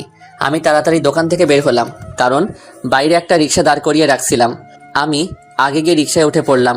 আফিয়া বলল, আমি এত কিছু নিয়ে কি করে যাব? আপনি থাকেন, আমাকে দিয়ে আপনাকে নিয়ে যাবে। কি অকৃতজ্ঞ ছেলে রে তুই! একটা মেয়েকে তুই এভাবে ফেলে চলে যাবি? এর চেয়ে বেশি আর কি বা করতে পারি। তুই জানিস তোর যে এখন এখান থেকে হেঁটে যেতে হবে? জানি। তাহলে চল একসাথে শেয়ার করে যাই। না আপনি যান, আমি পরে আসছি। এই বলে আমি রিক্সা থেকে নেমে গেলাম। আফিয়ার জিনিসপত্রগুলো উঠালাম। আফিয়া রিকশায় উঠে বসলো। আফিয়া বলল, উঠবি নাকি চলে যাব? মামা ওকে নামিয়ে দিয়ে আবার এখানে আসবেন। রিক্সা আর এখানে আসবে না, মন চাইলে উঠ, না হলে হেঁটে আয়। আমি জানি আফিয়া যেটা বলবে রিকশাওয়ালা সেটাই শুনবে। আমি বাধ্য হয়ে আফিয়ার পাশে বসলাম। রিকশা চলা শুরু করলো। আফিয়া আমার সাথে আরো ঘেঁষে বসলো আর বলল, অনেক শীত, আরো ঘেসে বস, তাহলে শীত লাগবে না। আপনার পাশে বসলেই এমনিতেই শরীর গরম হয়ে যায়। আফিয়া আমার হাতের মধ্যে নিজের নরম উষ্ণ হাতটা রাখলো। আমি আফিয়ার দিকে তাকালাম, চারিদিকে অন্ধকার। আফিয়া আমার হাত শক্ত করে ধরে আমার সাথে আরো ঘেঁষে বসলো। আমি কিছুই বুঝতে পারছি না, কিন্তু একটা জিনিস বুঝতে পারছি, আফিয়া তার ভিতরের কষ্টগুলো অনুভূতির মাধ্যমে জানান দিতে চাচ্ছে। আমি আমার হাতটা সরিয়ে নিলাম। কিছুক্ষণের মধ্যে আফিয়ার বাড়ির সামনে চলে আসলো। আফিয়া নেমে গেল। আমিও বাড়িতে চলে আসলাম। পরদিন খুব সকালে বের হয়ে দোকানে আসছি। পথের মধ্যে আফিয়ার সাথে দেখা। আমি ভাবলাম এ কোন ঝামেলায় পড়লাম, যেদিকে তাকাই সেদিকেই আফিয়া, সেই কেন আমার সামনে পড়ে? ওর কি কোনো মেয়ে বান্ধবী নাই? শুধু ছেলেদের মতো বাইরে ঘুরে বেড়াই। অন্য দিক দিয়ে ওরে দেখলে ভালোই লাগে। ভাবতাছি প্রেমে পড়ে গেলাম নাকি। আফিয়া আমাকে দেখে বলল, কি রে, এত সকালে কোথায় যাস? তার আগে আপনি বলেন, এত সকালে আপনি বাইরে কি করেন? এই শীতের সকাল আমার খুব ভালো লাগে। এত ঠান্ডার মধ্যে নিজেকে গরম রাখার মধ্যে যে একটা অনুভূতি, সেটা তোরে বলে বোঝাতে পারবো না। ও আজকে আরো পরে দোকান খুলিস। কেন? চল দুজন মিলে একসাথে হাঁটি। এখান থেকে দোকান পর্যন্ত আমি হেঁটে যাব। এতটুকু পর্যন্ত একসাথে যেতে পারি। এইটুকু হলেই চলবে। তাহলে চলেন। আমি আর আফিয়া পাশাপাশি হাঁটতে লাগলাম। এত সকালে কুয়াশার মধ্যে সামনে কি আছে দেখা যাচ্ছে না। আমি ভাবলাম আফিয়ার ফ্যামিলি নিয়ে কিছু প্রশ্ন করি। আচ্ছা, আমি কি আপনাকে আপনি করেই ডাকবো নাকি তুমি করেই? আজ পর্যন্ত আমাকে তুমি কিংবা তুই বলার কেউ সাহস পায়নি, সবাই আপনি করে ডাকে। আর তুই আমার কাছে একটু স্পেশাল, সেই জন্য তুই আমাকে যেটা খুশি ডাকতে পারোস। আপনার কাছে স্পেশাল, ভেরি ইন্টারেস্টিং। এই যে আপনি এত টাকা জিনিসপত্র কিনেন, এত টাকা কোথা থেকে পান? তোর দোকান থেকে কিনি তো, সেজন্য তুই আমাকে এত প্রশ্ন করছিস। আজ থেকে তোর দোকানের মুখই দেখবো না। আচ্ছা, আমার দোকানের মুখ দেখেন না, তার আগে এটা বলে যান এত টাকা কোথায় পান? আব্বা ব্যাংকে কিছু টাকা রেখে গিয়েছিল, এই টাকার লাভ নিয়ে চলি। আর ধান্দা তো আছে। বয়ফ্রেন্ড কয়টা? দেখছো আমার হাত, একটা চড় দিব। এই শীতের মধ্যে আপনি আপনি গরম হয়ে যাবি। আমরা তো বখাটে মেয়ে, আমাদের সাথে আবার প্রেম কি করবে? হয়তো প্রেমের নামে কিছুদিন নাটক করবে, ব্যবহার করবে, ছুঁড়ে ফেলে দিবে। আসলে কি জানিস, যে যতই কথা বলুক, বিয়ে করার সময় সবাই সব থেকে ভালোটাই সিলেক্ট করে। কথাগুলো বলার সময় আফিয়া ইমোশনাল হয়ে পড়ে। তাই বলে কি আপনার বিয়ে করার ইচ্ছা নেই? জানি না। এই মুহূর্তে যদি একজন আপনাকে বিয়ে করার জন্য বলে, তাহলে আপনি কি করবেন? তার কানের নিচে চড় মেরে বিয়ে করার স্বাদ ভুলিয়ে দেব। কেন? এমনি। এত প্রশ্ন করছিস কেন? করবি আমাকে বিয়ে? যত সব ফালতু কথাবার্তা। এখন তুই বল, তোর গার্লফ্রেন্ড কয়টা? একটা ছিল রিয়া, ওর তো বিয়ে হয়ে গেছে, এখন কোনো গার্লফ্রেন্ড নাই। তোর আবার গার্লফ্রেন্ড না থাকতে পারে? এমনিতেই তুই যে হ্যান্ডসাম, তোরে দেখেই মেয়েরা ক্রাশ খাবেই। খাই তো, আপনাকে দেখে আর খেতে পারি না। ওকে, যদি তোর সাথে কোনো মেয়েকে দেখি, মনে করবি তুই মেয়েটাকে জীবনের লাস্ট বার দেখলি। আমি আফিয়ার কানে কানে গিয়ে বললাম, যদি ওই মেয়েটা তুমি হও। এই বলে আমি জোরে হেঁটে দোকানে চলে আসলাম। পিছনে তাকিয়ে দেখি আফিয়া তখনও সেখানে ঠাই দাঁড়িয়ে রইল। হয়তো এটা নিজের কানে বিশ্বাস করতে পারছে না। আফিয়ার জন্য আমার ভিতরে ভিতরে একটা ফিলিংস কাজ করত। তার সাথে বেশি চলাফেরা করি সেজন্য নাকি ও সবসময় আমার চোখের সামনে থাকে সেজন্য, আমি জানি না, কিন্তু ওকে কেন জানি আমার মন চায়। হয়তো আমি তার প্রেমে পড়ে গেছি, কিন্তু একটা বখাটে মেয়ের প্রেমে পড়লাম। বখাটে হয়তো কি হয়েছে, মেয়ে তো, এখন আমার নিজেরই করে নিতে হবে। আর আমি কোনো সময় আমার ভালোবাসার কথা বলবো না, কারণ ও তো বখাটে মেয়ে, কোন সময় মন ঘুরে যায় কে জানে। তারপরে ফান্দে ফেলে টাকা খাবে। আচ্ছা দেখি কি হয়। এমনিতেই আফিয়া অনেক সুন্দরী, আরও নিজেকে প্রোটেক্ট করতে জানে। আমি দোকান খুলে বসলাম। দেখি আফিয়া আসলো, বলল, মোবাইল কিনতে কখন যাবি? আব্বা দোকানে আসুক তারপর দেখি। এই বলে আফিয়া হাসি দিল। হাসিটা আমার বুকে তীরের মতো বেদ করলো। আমি বললাম, এখন কোথায় যাবেন? বাসায়। বাসায় থাকবেন, আমি এসে নিয়ে যাব। এই বলে আফিয়া চলে গেল। আমি বেচাকেনায় মনোযোগ দিলাম। একটানা 10টা পর্যন্ত বেচাকেনা করলে আব্বা আসলো। আমি বাড়িতে চলে আসলাম। এসে খাওয়া দাওয়া করে রেডি হয়ে আফিয়ার বাসার সামনে গেলাম। গিয়ে দরজায় টোকা দিলাম। একটু পর দরজা খুললো। দরজা খুললে আফিয়ার দিকে আমি আর চোখ সরাতে পারছি না। এটা আমি কি দেখছি? দেখি আফিয়া একটা লাল শাড়ি পরছে, চুলগুলো খোলা, ঠোঁটে লিপস্টিক, একেবারে আমার সামনে যেন জ্যান্ত পরি দাঁড়িয়ে আছে। আফিয়া লজ্জা পেয়ে মাথা নিচু করে বলল, কিভাবে দেখতেছস? আমরা শুধু একটা মোবাইল কিনতে যাব, এইভাবে সাজার কোনো মানে আছে?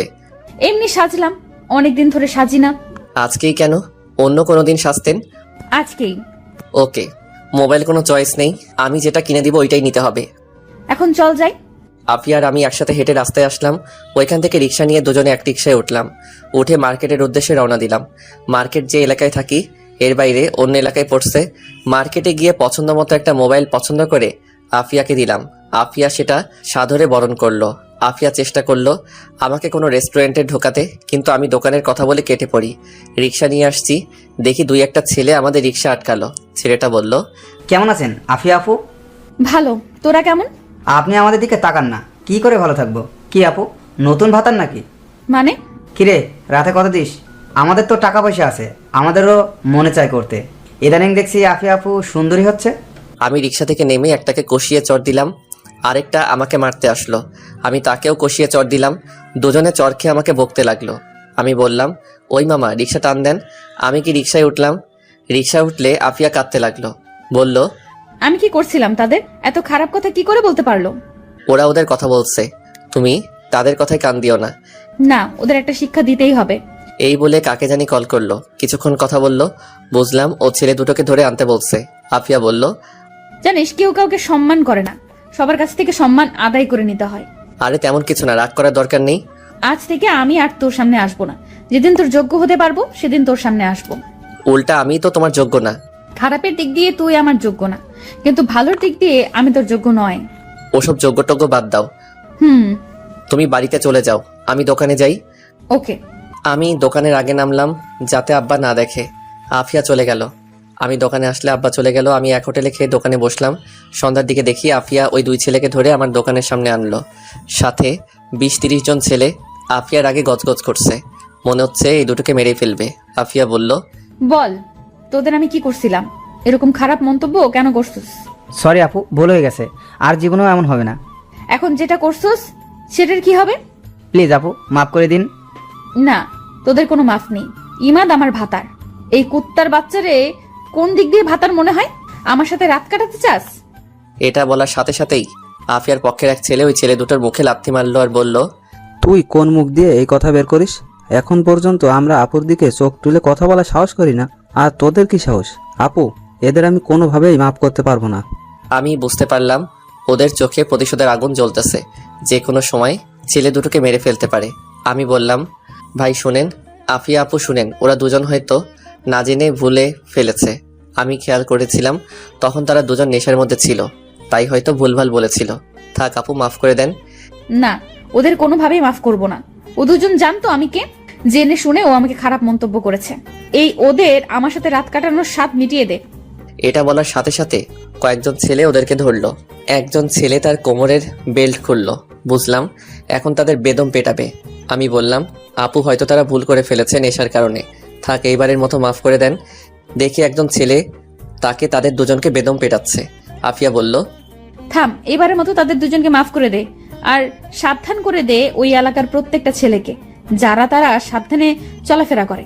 আর এই দুইজন সামনে পড়লেই মাইর হবে। আমি ইমাদের কথায় তোদের মাফ করে দিলাম। যা তোরা দুজন। যাওয়ার সময় ছেলে দুটোকে যে যা পারে কিল চর লাথি দিয়ে দিল।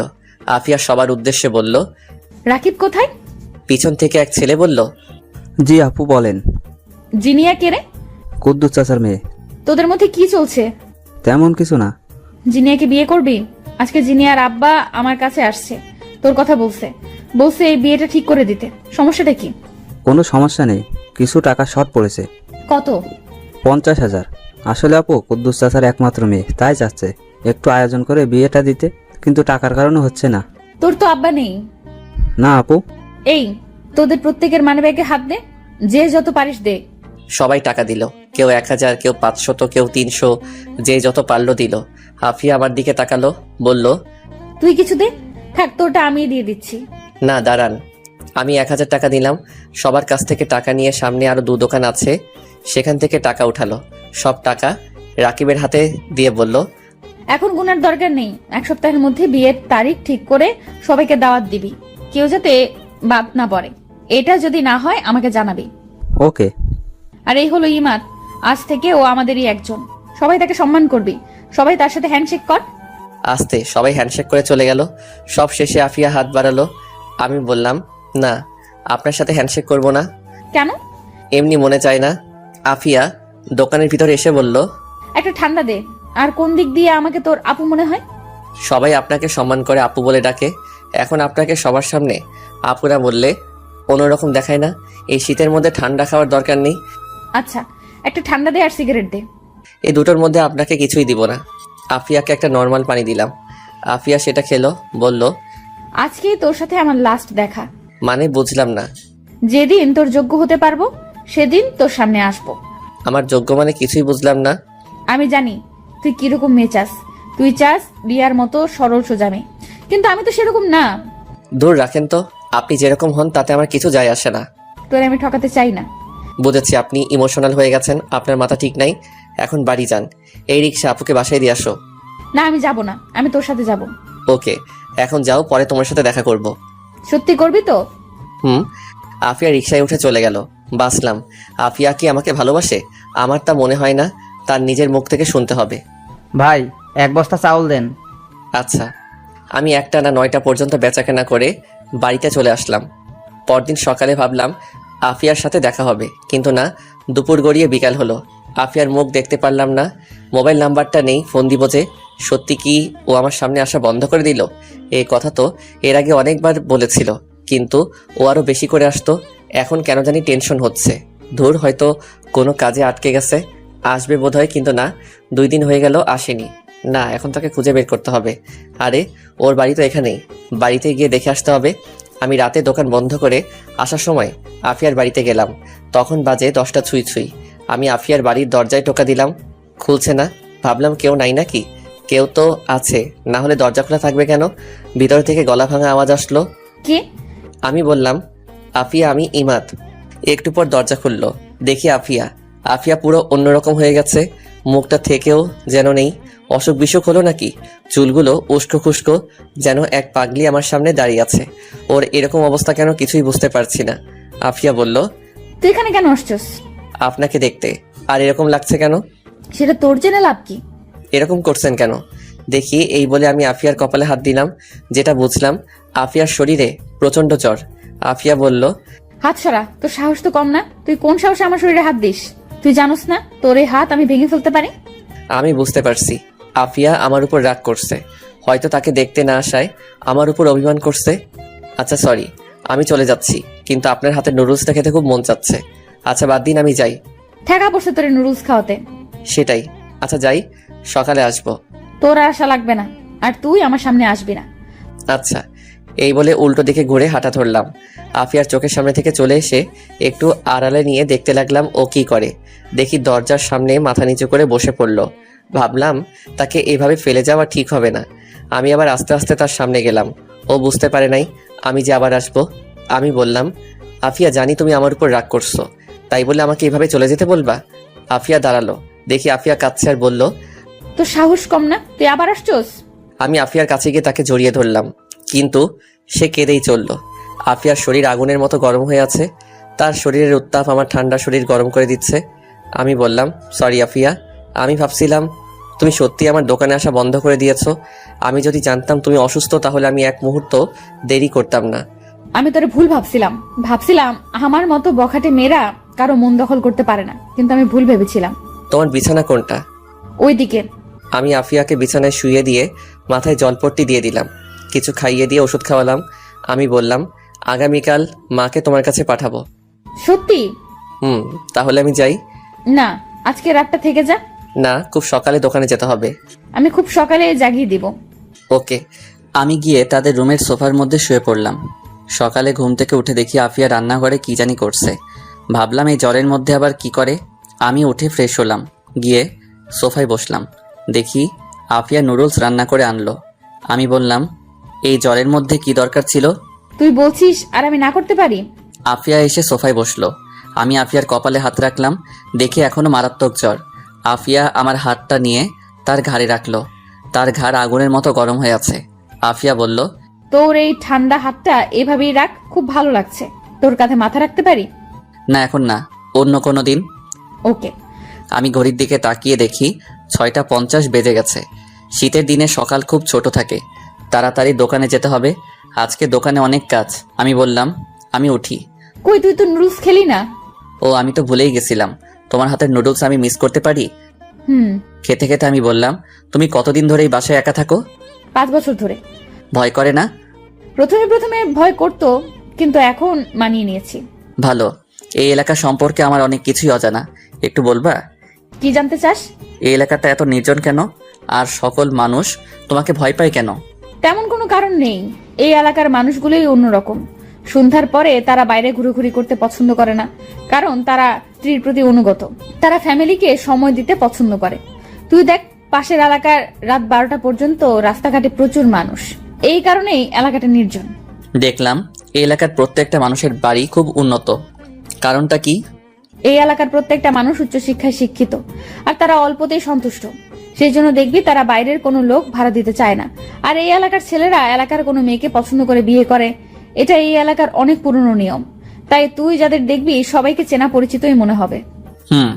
বুঝলাম, কিন্তু তোমার এত পাওয়ার কেন? তোমার তো টাকা পয়সা বাড়ি গাড়ি কিছুই নেই, তাহলে তোমাকে এত ভয় পায় কেন? এই এলাকায় মিনিমাম 300-র মতো বাড়ি আছে। এমন কোনো লোক নেই যে আমাকে চেনে না। কারণটা হলো আমার বাবা আমার আবার খুব পাওয়ার ছিল।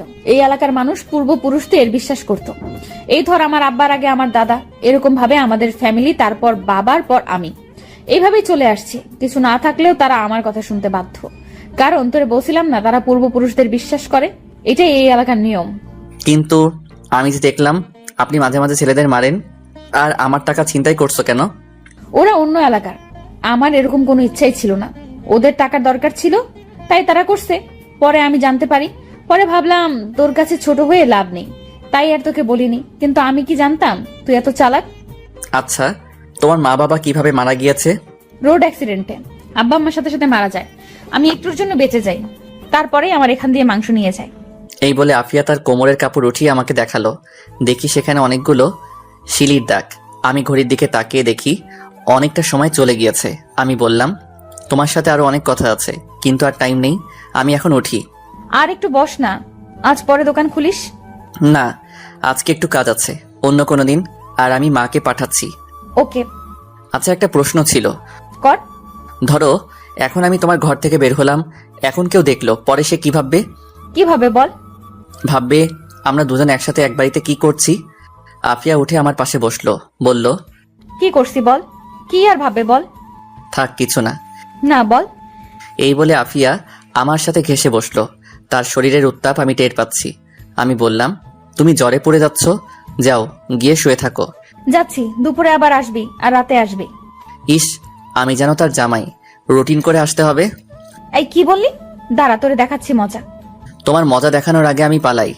এই বলে আমি আফিয়ার ঘর থেকে বের হয়ে আসি, সোজা দোকানে আসি। 10টা পর্যন্ত দোকানে বসলাম। তারপর আব্বা আসলো, আমি বাড়িতে চলে আসলাম। খাওয়ার সময় মাকে বললাম, আফিয়ার নামের কাউকে চিনো? চিনি বোধ হয়। কেন? শিওর করে বলো। চিনি। কে? রোড অ্যাক্সিডেন্টে মারা গেছে মিলন সাহেবের একমাত্র মেয়ে আফিয়া। এই মেয়ে এখন এলাকায় কি জানি বলে, বস নাকি ডন বলতে পারি না। এই মেয়ের পাল্লায় ভুলেও পড়বি না, এসব বখাটে মেয়ে, তোরে ধরলে আর ছাড়বেই না। আমি ভাবলাম মা তো দেখি আমার থেকে এক লাইন আগে থেকে আমাকে সাবধান করে দিচ্ছে। এখন কি বলবো? কেন? আফিয়া দেখি আমার সাথে খুব ভালোভাবে কথা বলে। এইসব মেয়েদের মুখে অনেক রস থাকে, পরে কখন যে কি করে এসব উধাও বানিয়ে ফেলে। সবাই কি আর এক? আমার কি মনে হয় জানিস, এই টাকা একমাত্র আফিয়াই নিয়েছে, ও ছাড়া আর কি করবে এই কাজ। আমি ভাবলাম দেখি মার মনে কি আছে। তোমার এই কথা কেন মনে হচ্ছে? শোন, এই এলাকায় একটা সাইরেন আছে, কেউ যদি কোনো বিপদে পড়ে তাহলে সেই সাইরেনটা বাজাতে পারতো, কিন্তু এখন আর সেটা নেই। এখন সাইরেন বাজানোর অনুমতি শুধু আফিয়া আর 2-1 জনের কাছে আছে। এখন সেই সাইরেনের কথা মানুষ ভুলেই গেছে। তো মা এখন আফিয়া চিন্তাই করছে কোথায়? এটা সে উঠায় নেয়, কারণ এখন সে যাতে ছিনতাই করতে পারে। আফিয়া চিন্তাই করছে এবং মা অলরেডি আফিয়া এই টাকাও দিয়ে দিয়েছে। কি বলিস? শুনো, আমি ওই দিনের ঘটনা মাকে সম্পূর্ণ খুলে বললাম। মার চোখ তো কপালে উঠে গেছে। মা বলল, এত কিছু হয়ে গেল আর তুই আমাদের জানাসনি কেন? আমি চাইনি আফিয়া তোমাদের কাছে ছোট হোক। তার ছোট হওয়াতে তোর কি? এই দাঁড়া, আমি যেটা ভাবছি সেটা না তো। একদম না মা, আফিয়া কিছুদিন ধরে প্রচন্ড জ্বর ঠান্ডায় ভুগছে। যাও গিয়ে একটা নজর দেখে আসো। আমার ঠেকা পড়ছে একটা বখাটে মেয়ের বাড়িতে যেতে। দেখো, এই মেয়ে কিন্তু এই এলাকার ডন, ও যেটা বলবে সেটাই হবে। এখন ও যদি আমাদের হাতে থাকে তাহলে আমাদের কোনো টেনশনই থাকবে না। সেটা তুই ঠিক বলেছিস। যাও গিয়ে দেখে আসো, আর মা কিছু রান্না করে নিয়ে যাও। আচ্ছা যাচ্ছি। আমি শুধু অসুস্থ দেখেই যাচ্ছি, অন্য কোনো উদ্দেশ্য থাকলে ভুলেও যেতাম না। আচ্ছা তুমি যাও। ততক্ষণে আমার খাওয়া দাওয়া শেষ করে রুমে এসে আফিয়াকে কল দিলাম। আসার সময় নাম্বারটা নিয়ে আসছিলাম, আমি ফোন দিলাম। আফিয়া, মা আসছে। সত্যি তোর মার সাথে জমিয়ে আড্ডা দিব। এমন কিছু করবা না যাতে মা তোমাকে খারাপ ভাবে। তুই কোনো টেনশন করিস না। আচ্ছা, এই বলে আফিয়া কল কেটে দিল। কিছুক্ষণ পর দেখি মা রেডি হয়ে আফিয়ার বাসার উদ্দেশ্যে রওনা দিল। আমি ভালো করেই বুঝতে পারছি আমি আফিয়ার প্রেমে পড়ে গেছি। এখন আফিয়ার মুখ থেকে শুনতে হবে আর বাকি কাজটা সেরে ফেলতে পারে। আফিয়া ভিতরটা একদম পরিষ্কার কিনা সেটা বুঝতে হবে, নাকি আমার মাধ্যমে অন্য কিছু করতে চাচ্ছে সেটা যাচাই করার একটা উপায় আছে। আমি কিছুক্ষণ রেস্ট নিয়ে দোকানের উদ্দেশ্যে রওনা দিলাম। আমি বাইরে বের হয়ে রিক্সা নিয়ে দোকানে চলে গেলাম। দোকানে গেলে আব্বা বলল, চাউল আনতে হবে, কিছু টাকা শর্ট পড়েছে। এখন কি করব? মহাজনের কাছে বাকি করি না। আমি ভাবলাম আফিয়া যে ছিনতাই করার টাকাটার কথা আব্বাকে বলবো, ভাবলাম বলে দেই, এমনিতেই মা তো আব্বাকে বলবেই। আব্বা, মনে আছে একবার যে আমাদের 20,000 টাকা ছিনতাই হয়েছিল? মনে আছে। আমি আব্বাকে সব কিছু খুলে বললাম। আব্বা বলল, আফিয়া মেয়েটা ভালো, আমাকে খুব সম্মান করে। আমিও ভাবছিলাম ও এ কাজ করতে পারে না। এই মেয়ের সাথে ঝামেলা করিস না। আগে যত সমস্যা হয়েছিল সেই সকল সমস্যার সমাধান আফিয়াই আমাকে করে দিয়েছিল।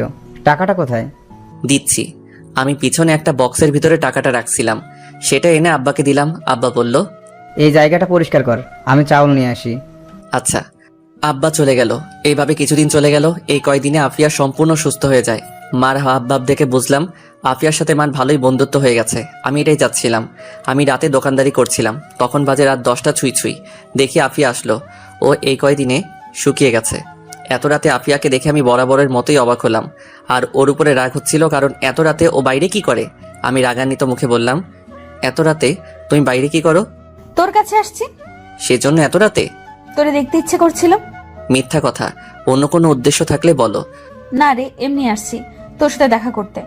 ওকে, এটাই লাস্ট। পরে আর কোনোদিন যেন আর একা একা বাইরে না বের হতে দেখি। আচ্ছা, এখন বাড়ি যাবি না? অনেক রাত হয়েছে। যাব। আফিয়া শাড়ি পরে এসেছে, ঠোঁটে লিপস্টিক, শাড়ির উপর শীতের জামা। আমি বললাম, এত রাতে শাড়ি পরছো কেন? এমনি। তোর আজকে একটা কথা বলবো। আমি বুঝতে পারছি আফিয়া কিসের কথা বলবে। তার মানে আফিয়া আমাকে ভালোবাসার কথা বলবে। নিজের ভিতরে কেমন একটা অনুভূতি হচ্ছে। আমি তাড়াতাড়ি দোকান বন্ধ করে বললাম, চলো বাড়ি যাই। হুম। আমি আর আফিয়া পাশাপাশি হেঁটে অনেকটা পথ আসলাম। আসলে আফিয়া বলল, চল পার্কের ভেতরে গিয়ে বসি। এত রাতে কোথায় বসবো? আরে চল। ওকে। আমি আর আফিয়া পার্কের ভিতরে গেলাম। গিয়ে প্রথম বেঞ্চে বসলাম, এক ল্যাম্পপোস্টের নিচে। আমি ভাবলাম আফিয়া বলার আগে আমিই বলে ফেলি আমার মনের কথা। আফিয়া বেঞ্চের মধ্যে বসলো, একেবারে আমার সাথে ঘেঁষে। তুই বস, আমি আসছি। কোথায়? আফিয়া উঠে চলে গেল। মোবাইলের লাইট জ্বালিয়ে সামনে থেকে একটা ফুল ছিঁড়ল, এসে আমার সামনে হাঁটু গেড়ে বসে প্রপোজ করলো। আমি এটার জন্য প্রস্তুত ছিলাম না। আমি ভাবছিলাম আফিয়া হয়তো আরও সময় নিবে, কিন্তু না, সাথে সাথে প্রপোজ করে বসলো। অ্যাকসেপ্ট করব নাকি না? কিন্তু আমি প্রপোজ অ্যাকসেপ্ট করব না। প্রপোজ অ্যাকসেপ্ট করলে হয়তো তার মনের ভিতর কি চলছে সেটা জানতে পারবো না। দেখি আমার না করাতে আফিয়ার রিয়াকশনটা কেমন হয়। যদি দেখি তেমন একটা রিয়াকশন করে নাই, তাহলে বুঝবো ও অন্য কোনো উদ্দেশ্যে আমাকে প্রপোজ করছিল। আমি না করাতে সেটা ব্যর্থ হয়েছে। আফিয়া বলল, আমি তোমাকে ভালোবাসি ইমাদ। কিন্তু আমি তোমাকে ভালোবাসি না। কি? আমি তোরে ভালোবাসি, আমি তোর জীবন সঙ্গী হতে চাই। কিন্তু আমি তো তোমাকে আমার জীবনের সঙ্গী হতে বলি নাই। মানে? আমি বিরক্তিকর কণ্ঠে বললাম, মানে তুমি জানো আমি তোমাকে ভালোবাসি না, তোমাকে আমার প্রয়োজন নেই। তুই মনে হয় আমার সাথে মজা করতেছস। আমি ভাবলাম অ্যাকসেপ্ট করেই ফেলি, শুধু শুধু মেয়েটাকে কাঁদিয়ে লাভ কি। আবার ভাবলাম না, এত সহজে আমি তোমাকে ছাড়ছি না। তোমার ভিতরের কষ্টগুলো আমি শুনতে চাই, তোমার ভিতরে কি আছে সেটাও শুনতে চাই। আমি বললাম, মজা না, সত্যি আমি তোমাকে ভালোবাসি না। তাহলে এতদিন এসব কি ছিল? এত হাসি খুশি, এত কেয়ার, এসব কি নাটক? নাটক হবে কেন? তুমি অসুস্থ ছিলে, তাই তোমার সেবা করলাম একজন মুসলিম হিসেবে। আফিয়া কেঁদে দিল সত্যি সত্যি, বলল, ইমাদ, তোর কথা আমি বিশ্বাস করতে পারতেছি না। তুই আমার মনটা ভেঙে দিচ্ছস। এর ফল ভালো হবে না। জোর করে মন নিতে পারবেন? তোমরা শুধুই একটা বখাটে মেয়ে। কিছুদিন ভালোবাসার অভিনয় করবা, পরে লাথি মেরে ফেলে দিবা। এই প্রথম তোকে মন থেকে ভালোবেসে প্রপোজ করেছিলাম, কত আশা ভরসা নিয়ে। আমি আজ পর্যন্ত কোনো ছেলের হাত পর্যন্ত ছুঁয়ে দেখিনি। ভাবছিলাম যেদিন নিজের পছন্দের ভালোবাসার মানুষটিকে পাবো, তারই হাত ছোবো। তোরে দেখার পর মনে হয়েছিল মনে হয় আমি পেয়ে গিয়েছি, কিন্তু এখন দেখি আমার ধারণা ভুল। ভুল হতেই পারে। আমি বাড়ি যাই। মনে মনে ভাবলাম, আফিয়া একটু কষ্ট করো, আমিও তোমাকে অনেক ভালোবাসি। আমি দেখতে চাই তুমি কি আমাকে সত্যি ভালোবাসো কিনা। আফিয়া, অল্প কয়েকটা দিন ধৈর্য ধরো। কুত্তার বাচ্চা, তুই আমার সামনে আর জীবনেও আসবি না। আর আমি দেখবো তুই কি করে এই এলাকায় থাকিস। আবার কেঁদে কেঁদে বলল, তুই আমার মনটা ভেঙে দিয়েছিস, এর শাস্তি তুই সারা জীবন নিয়ে বেড়াবি। আমি ভাবলাম পালাই এখান থেকে, না হলে আরো কত কি বলে ফেলবে। আমি চলে গেলে আফিয়া বাড়ি যাবে কিভাবে? দূর কি করি, আমি হাঁটা ধরলাম। আফিয়া আমার পিছনে পিছনে হাঁটতে হাঁটতে বলল, এখনো সময় আছে, আমার প্রপোজ একসেপ্ট কর, না হলে কিন্তু ভালো হবে না। আচ্ছা তুই কোন কষ্টে না করে দিলি? তোরে কি কেউ হুমকি দিয়েছে? শুধু একবার বল, তারে আমি পৃথিবী থেকে বিদায় করে দিব। আমার ভালোবাসার মানুষটিকে হুমকি দেয়, সাহস কত বড়! আচ্ছা বুঝেছি, তোর এখনো সিদ্ধান্ত নিতে কষ্ট হচ্ছে। এক কাজ কর, তুই চিন্তা ভাবনা করে আগামীকাল জানাস, ওকে? চিন্তা ভাবনার কিছুই নেই, আমি তোমাকে ভালোবাসতে পারবো, কিন্তু এখন না। কেন, এখন কি সমস্যা? সমস্যা আছে। দেখ ইমাদ, সুযোগ খুঁজবি না, যা বলবি তাড়াতাড়ি বল। তাহলে তুমি বুঝে গিয়েছো? বুঝেছি, কিন্তু তুই তোর নিজের বিপদ নিজে ডেকে আনলি। ভেবেছিলাম কারো কাছে বিরক্তের কারণ হব না, কারো কাছে অপমানিত হয়ে জীবন কাটাবো না। ভাবছিলাম কারো কাছে হেয় প্রতিপন্ন হয়ে পাত্রী হয়ে থাকবো না। ভাবছিলাম তার জীবনে আমার গুরুত্ব হবে অনেক, আকাশ সমান উঁচু। কিন্তু দেখি আমরা বখাটে মেয়ে, আমাদের স্বপ্ন দেখতে বারণ। এক জায়গায় দাঁড়িয়ে আফিয়া কথাগুলো বলে জোরে জোরে কাঁদতে লাগলো। কথাগুলো আমার বুকের ভিতরে তীরের মতো বিদ্ধ করলো। আমি আস্তে আস্তে আফিয়ার কাছে গেলাম, তার হাত ধরে প্রথমে চুমু খেলাম, তারপর কোমরে ধরে জড়িয়ে ধরলাম। আফিয়া আমাকে দুই হাতে জড়িয়ে ধরে জোরে জোরে কাঁদতে কাঁদতে লাগলো। আমি আফিয়ার থুতনিতে ধরে মুখটা উঁচু করে তার গোলাপি নরম ঠোঁটে নিজের ঠোঁট লাগাতেই ততক্ষণে আমার স্বপ্ন ভেঙে গেল। দেখি আমার আফিয়ার থেকে অনেকটা দূরে দাঁড়িয়ে আছি। আমি হতাশ হলাম। আমার মন চাচ্ছে আফিয়াকে জড়িয়ে ধরে চুমু খেতে, কিন্তু এটা করলে আফিয়াকে শুধু বাহির থেকে দেখতে পারবো, ভিতরে কি চলছে সেটা বুঝতে পারবো না। আফিয়া, কিছুদিন কষ্ট করো। আমি হাঁটতে লাগলাম। হাঁটতে হাঁটতে আফিয়ার বাড়ির মোড়ে আসলাম। দেখি আফিয়া কোনো কিছু না বলে বাড়ির দিকে হাঁটা ধরলো। আমি বাসায় চলে আসলাম, খাওয়া দাওয়া করে ঘুমিয়ে পড়লাম। সকালে উঠে নামাজ পড়ে দোকানে বসলাম। দেখি আফিয়া আসলো, সাথে আর একটা মেয়ে। আফিয়ার মুখের দিকে তাকাতেই আমি অবাক। দেখি আফিয়ার চোখ লাল হয়ে আছে, মনে হয় রাতে ঘুমায়নি। আর এমন ভাব ধরছে, বোঝাই যাচ্ছে না গত রাতে কিছু হয়েছে। এসে আফিয়া তার পাশের মেয়েটাকে বলল, সোনিয়া, দুইটা বেনসন লাইট দে। 2টা ব্যানসন লাইট দেন তো। আচ্ছা। আমি দুটো বেনসন লাইট দিলে আফিয়া একটা বেনসন লাইট জ্বালিয়ে একটু দূরে চলে গেল। সোনিয়া আমাকে বলল, আফিয়া বলল তোরে বলে আফিয়া ভালোবাসে, আর তুই বলে না করে দিয়েছিস। আচ্ছা তুই কি মাথা মোটা? ও আমাদের সাথে ছোটবেলা থেকে বড় হয়েছে, আজ পর্যন্ত ওকে অন্য কোনো ছেলের সাথে দেখিনি। তোরে সে প্রথমে ভালোবেসেছিল, আর তুই সেটা না করে দিলে। ওর বিরুদ্ধে গিয়ে এই এলাকায় টিকতে পারবি না। আমাকে জ্ঞান দিয়েন না, ওর মন আপনার থেকে আমিই ভালো বুঝি। তাহলে না করলি কেন? আর সে কি কম সুন্দরী? সে যদি এলাকার কোনো ছেলেকে বিয়ের প্রস্তাব দেয়, ছেলেটা চোখ বন্ধ করে বিয়ে করবে। আমি জানি, সব জানি আমি। এখন আপনি যান। সোনিয়া মেয়েটা চলে গেল। দেখি আফিয়া চলে গেল। আব্বা আসলে আমি বাড়িতে আসলাম। গতকাল ফাতিমা আসছিল বাড়িতে। মার এবং ফাতিমার মুখের অবস্থা দেখে বুঝলাম কিছু একটা হয়েছে। মা বলল, তুই কি জীবনে বিয়ে করবি না? কেন? আফিয়া এসে কান্নাকাটি করে গেছে, সে বলে তোকে ভালোবাসে। তাকে ছাড়া অন্য কাউকে বিয়ে করার চিন্তা করলে বলেছে এই এলাকা ছেড়ে চলে যেতে হবে। এখন তাকে বিয়ে করবি নাকি বল? তোমরা মানিয়ে নিতে পারবা কিনা বলো। আমার সমস্যা নেই। ওকে। এভাবে কিছুদিন চলে গেল। 2 দিন পর রাতে বাড়ি যাচ্ছিলাম, খেয়াল করলাম অনেকটা দূরে আরো 2 জন একসাথে হেসে হেসে কথা বলে আসছে। কিছুক্ষণ পর হাঁটার পর খেয়াল করলাম একজন চলে গেল, আরেকজন জোরে জোরে হেঁটে আমার থেকে একটু দূরে হাঁটতে লাগলো। ভালো করে খেয়াল করে দেখি এটা আর কেউ না, এটা হলো আফিয়া। আমি ভাবলাম এই তো সুযোগ। এতদিন যেটা বুঝলাম আফিয়া আমাকে সত্যি ভালোবাসে। ও আমার এই এলাকায় বিয়ে বন্ধ করে দেয়, তার মানে ও আমার বিয়ে দেখতে পারবে না। আর ও আবার সিগারেট খাওয়া ধরেছে। আসলে আফিয়ার মনটা অন্যদের থেকে অনেক মজবুত, তার মানে আফিয়া যত খারাপ পরিস্থিতি হোক না কেন নিজেকে ধরে রাখতে পারবে। আমি দাঁড়িয়ে গেলাম, দেখি আফিয়া আমাকে পাশ কাটিয়ে চলে যাচ্ছে। কিছু দূর যাওয়ার পর আমি ডাক দিলাম, আফিয়া, কিন্তু আফিয়া না শোনার ভান করে হেঁটেই চলেছে। আমি আবার বললাম, আফিয়া আমার কথা শুনো। আফিয়া দাঁড়িয়ে গেল। আমি আফিয়ার কাছে গেলাম। আফিয়া বলল, কি বলবি বল। আর তোর জন্য এই এলাকার নিয়ম চালু হচ্ছে, সেগুলো মানতে পারলে তোরা এই এলাকায় থাকতে পারবি, নয়তো বা চলে যাবি। কি জন্য এই নিয়ম? আমি তো ভাবতেছি আপনার বান্ধবী সোনিয়াকে আমার খুব পছন্দ হয়েছে, আগামীকালই ওকে প্রপোজ করে বিয়ে করে ফেলবো। ওর যদি মরার ভয় থাকে তাহলে ও তোর প্রপোজ একসেপ্ট করবে না। কেন? কারণ এই এলাকার একমাত্র আমি ছাড়া কাউকে বিয়ে করতে পারবি না। এই বলে আফিয়া একটা রহস্যময় হাসি দিয়ে বলল, কিন্তু আমি তোকে বিয়ে করব না। আমি বুঝতে পারছি আফিয়া চাচ্ছে তার কাছে নত হয়ে তাকে প্রেমের প্রস্তাব দিতে। পরে সে কতক্ষণ ঢং করবে। আমি বললাম, আপনাকে বিয়ে করা ঠেকা পড়ছে না? সোনিয়াকে নিয়ে আমি পালিয়ে যাব। সোনিয়া ভোকা না, তোর মতো গাধার সাথে পালিয়ে যাবে? তাহলে তোমাকে পালিয়ে নিয়ে যাব, যাবা না তুমি? না, তোর বিয়ে করা বন্ধ। তুমি বিয়ে করার পরেও আমি করতে পারবো না। তখন আমি ভেবেচিন্তে সিদ্ধান্ত দিব। কেন তুমি এভাবে আমার জীবনটা নষ্ট করবে? প্লিজ আমাকে ছেড়ে দাও। ওকে যা, ছেড়ে দিলাম, এখন বাড়িতে যা। আফিয়া হাঁটতে লাগলো। আমি আফিয়ার হাত ধরলাম, কিন্তু আফিয়া জোর করে ছাড়িয়ে নিল। আমি বললাম, আফিয়া তোমার সাথে কথা আছে, পার্কে চলো। তোর সাথে আমার কোনো কথা নাই। তুই একটা বাটপার, লম্পট, চিটার। তোরে আমি বিশ্বাস করেছিলাম, সেই বিশ্বাসে তুই কানা করিও মূল্য দিলি না। ওই দিন তুই চোখ বলছিল তুই আমাকে চাস, কিন্তু তুই মুখে না করেছিলি কেন? হয়তো মুখ দিয়ে না করেছিলাম, কিন্তু আমি তোমাকে এখনো চাই। মিথ্যা কথা। সত্যি। আমি বিশ্বাস করি না। তুই আমার সামনে থেকে চলে যা, আর জীবনেও আমার সামনে আসবি না। তোরে দেখলেই আমার ওই দিনের কথা মনে পড়ে। তোরে আমি পেছন থেকে এত ডাকছি, কিন্তু তুই একটুও শুনলি না। তাহলে তুমি চাচ্ছ আমি চলে যাই? তুই চলে যা।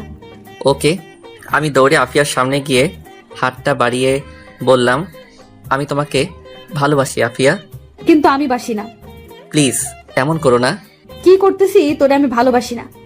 আমি আফিয়ার সামনে মাথা নিচু করে দাঁড়িয়ে আছি, কিছু বলছি না। আফিয়া বলল, ওই দেখ আকাশে কি সুন্দর চাঁদ উঠেছে। আমি আকাশের দিকে তাকালাম, দেখি কোথাও চাঁদ নেই, চারদিকে ঘন কুয়াশায় ঢাকা।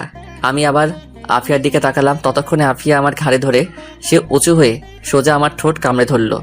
আমি এর জন্য প্রস্তুত ছিলাম না। আরে এ কি রে, ঠোঁট কামড়ে ধরলো। আফিয়া আর ছাড়ছেই না। আমার ঠোঁট ব্যথা হয়ে যাচ্ছে, মনে হচ্ছে রক্ত বের হচ্ছে।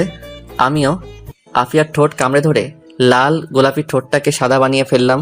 একটু পর আফিয়া নর্মাল হলো, ঠোঁট ছেড়ে বলল, তোরে আমি ভালোবাসতে পারবো না, একেবারে নিজের করে নিলাম। তুমি এটা কি করলা আমার ঠোঁট? এই বলে আমি মুখ ধরে বসে পড়লাম। ঠোঁটে প্রচন্ড ব্যথা করছে।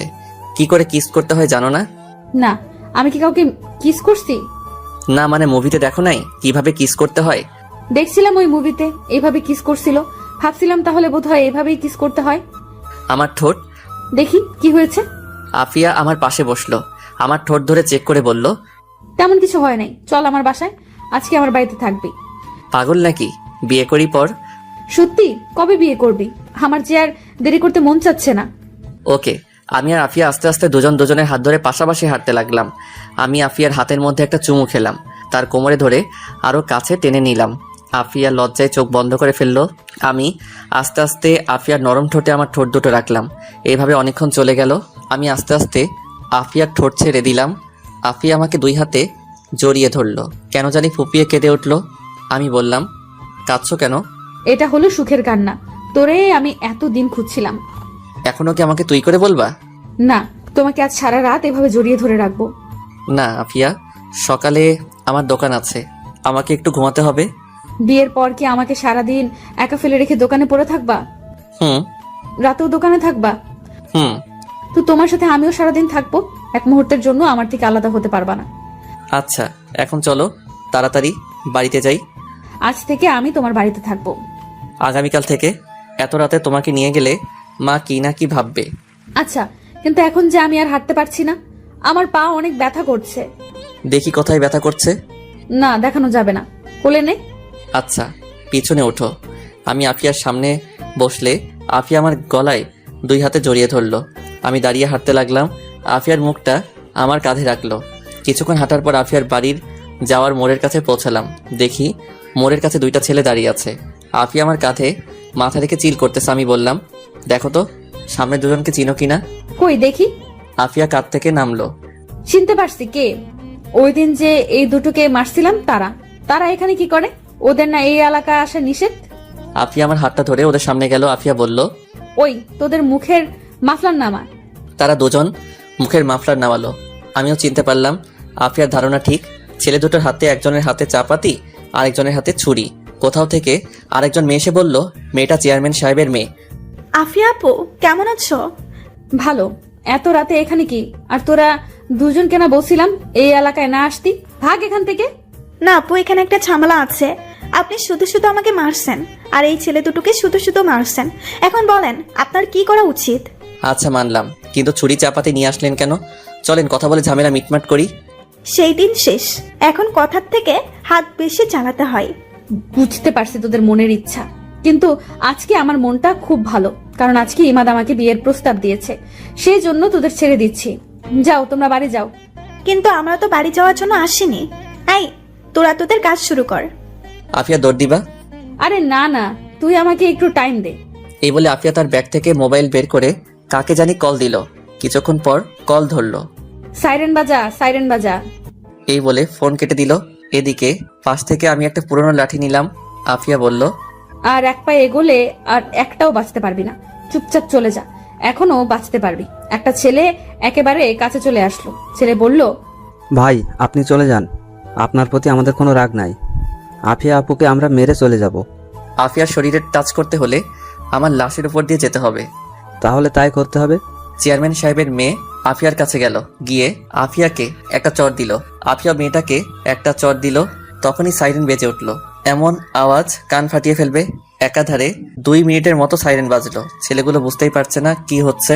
যখন বুঝতে পারলো ততক্ষণে দেরি হয়ে গেছে। দেখি কয়েকজন ছেলে রাস্তায় এসে ওই ছেলে দুটোকে ধরলো। কয়েক সেকেন্ডের মধ্যেই পুরো রাস্তা মানুষে ভরে গিয়েছে। কয়েক দিক দিয়ে মানুষ এসে মোড়ে জমা হলো। দেখি মা আব্বা আসলো। মা বলল, কিরে কি হয়েছে? এই 3 জন আসছে আমাদের মারতে। তাড়াতাড়ি বাড়ি চল। আফিয়া, আমি চলে যাই।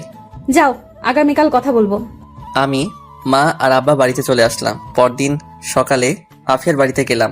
আফিয়া দরজা খুলে আমাকে জড়িয়ে ধরলো আর বলল, আগামী সপ্তাহে আমাদের বিয়ে। কি বলো এত তাড়াতাড়ি? আমি তো বাড়িতে কিছুই বলিনি। বলা যাবে না, তোমার মা সব জানে। গতকালে ছেলে দুটোকে কি করছো? জানি না, আমি ছেলে পেলেদের কাছে রেখে বাড়িতে চলে আসি, আর চেয়ারম্যান এসে তার মেয়েকে নিয়ে যায়। ভেতরে আস। ভিতরে আসলে নিজেকে কন্ট্রোল করতে পারবো না। দোকানে যাই আর সোজা বাড়িতে চলে যাও। এদিক সেদিক ঘোরা একদম বন্ধ। আচ্ছা। আমি দোকানে চলে আসি। ঠিকই আমাদের বিয়ে হয়েছে, কিন্তু 1 মাস পর, বছর 2 পর আমাদের একটা ছেলে হয়েছে, ঠিক তার মার মতো।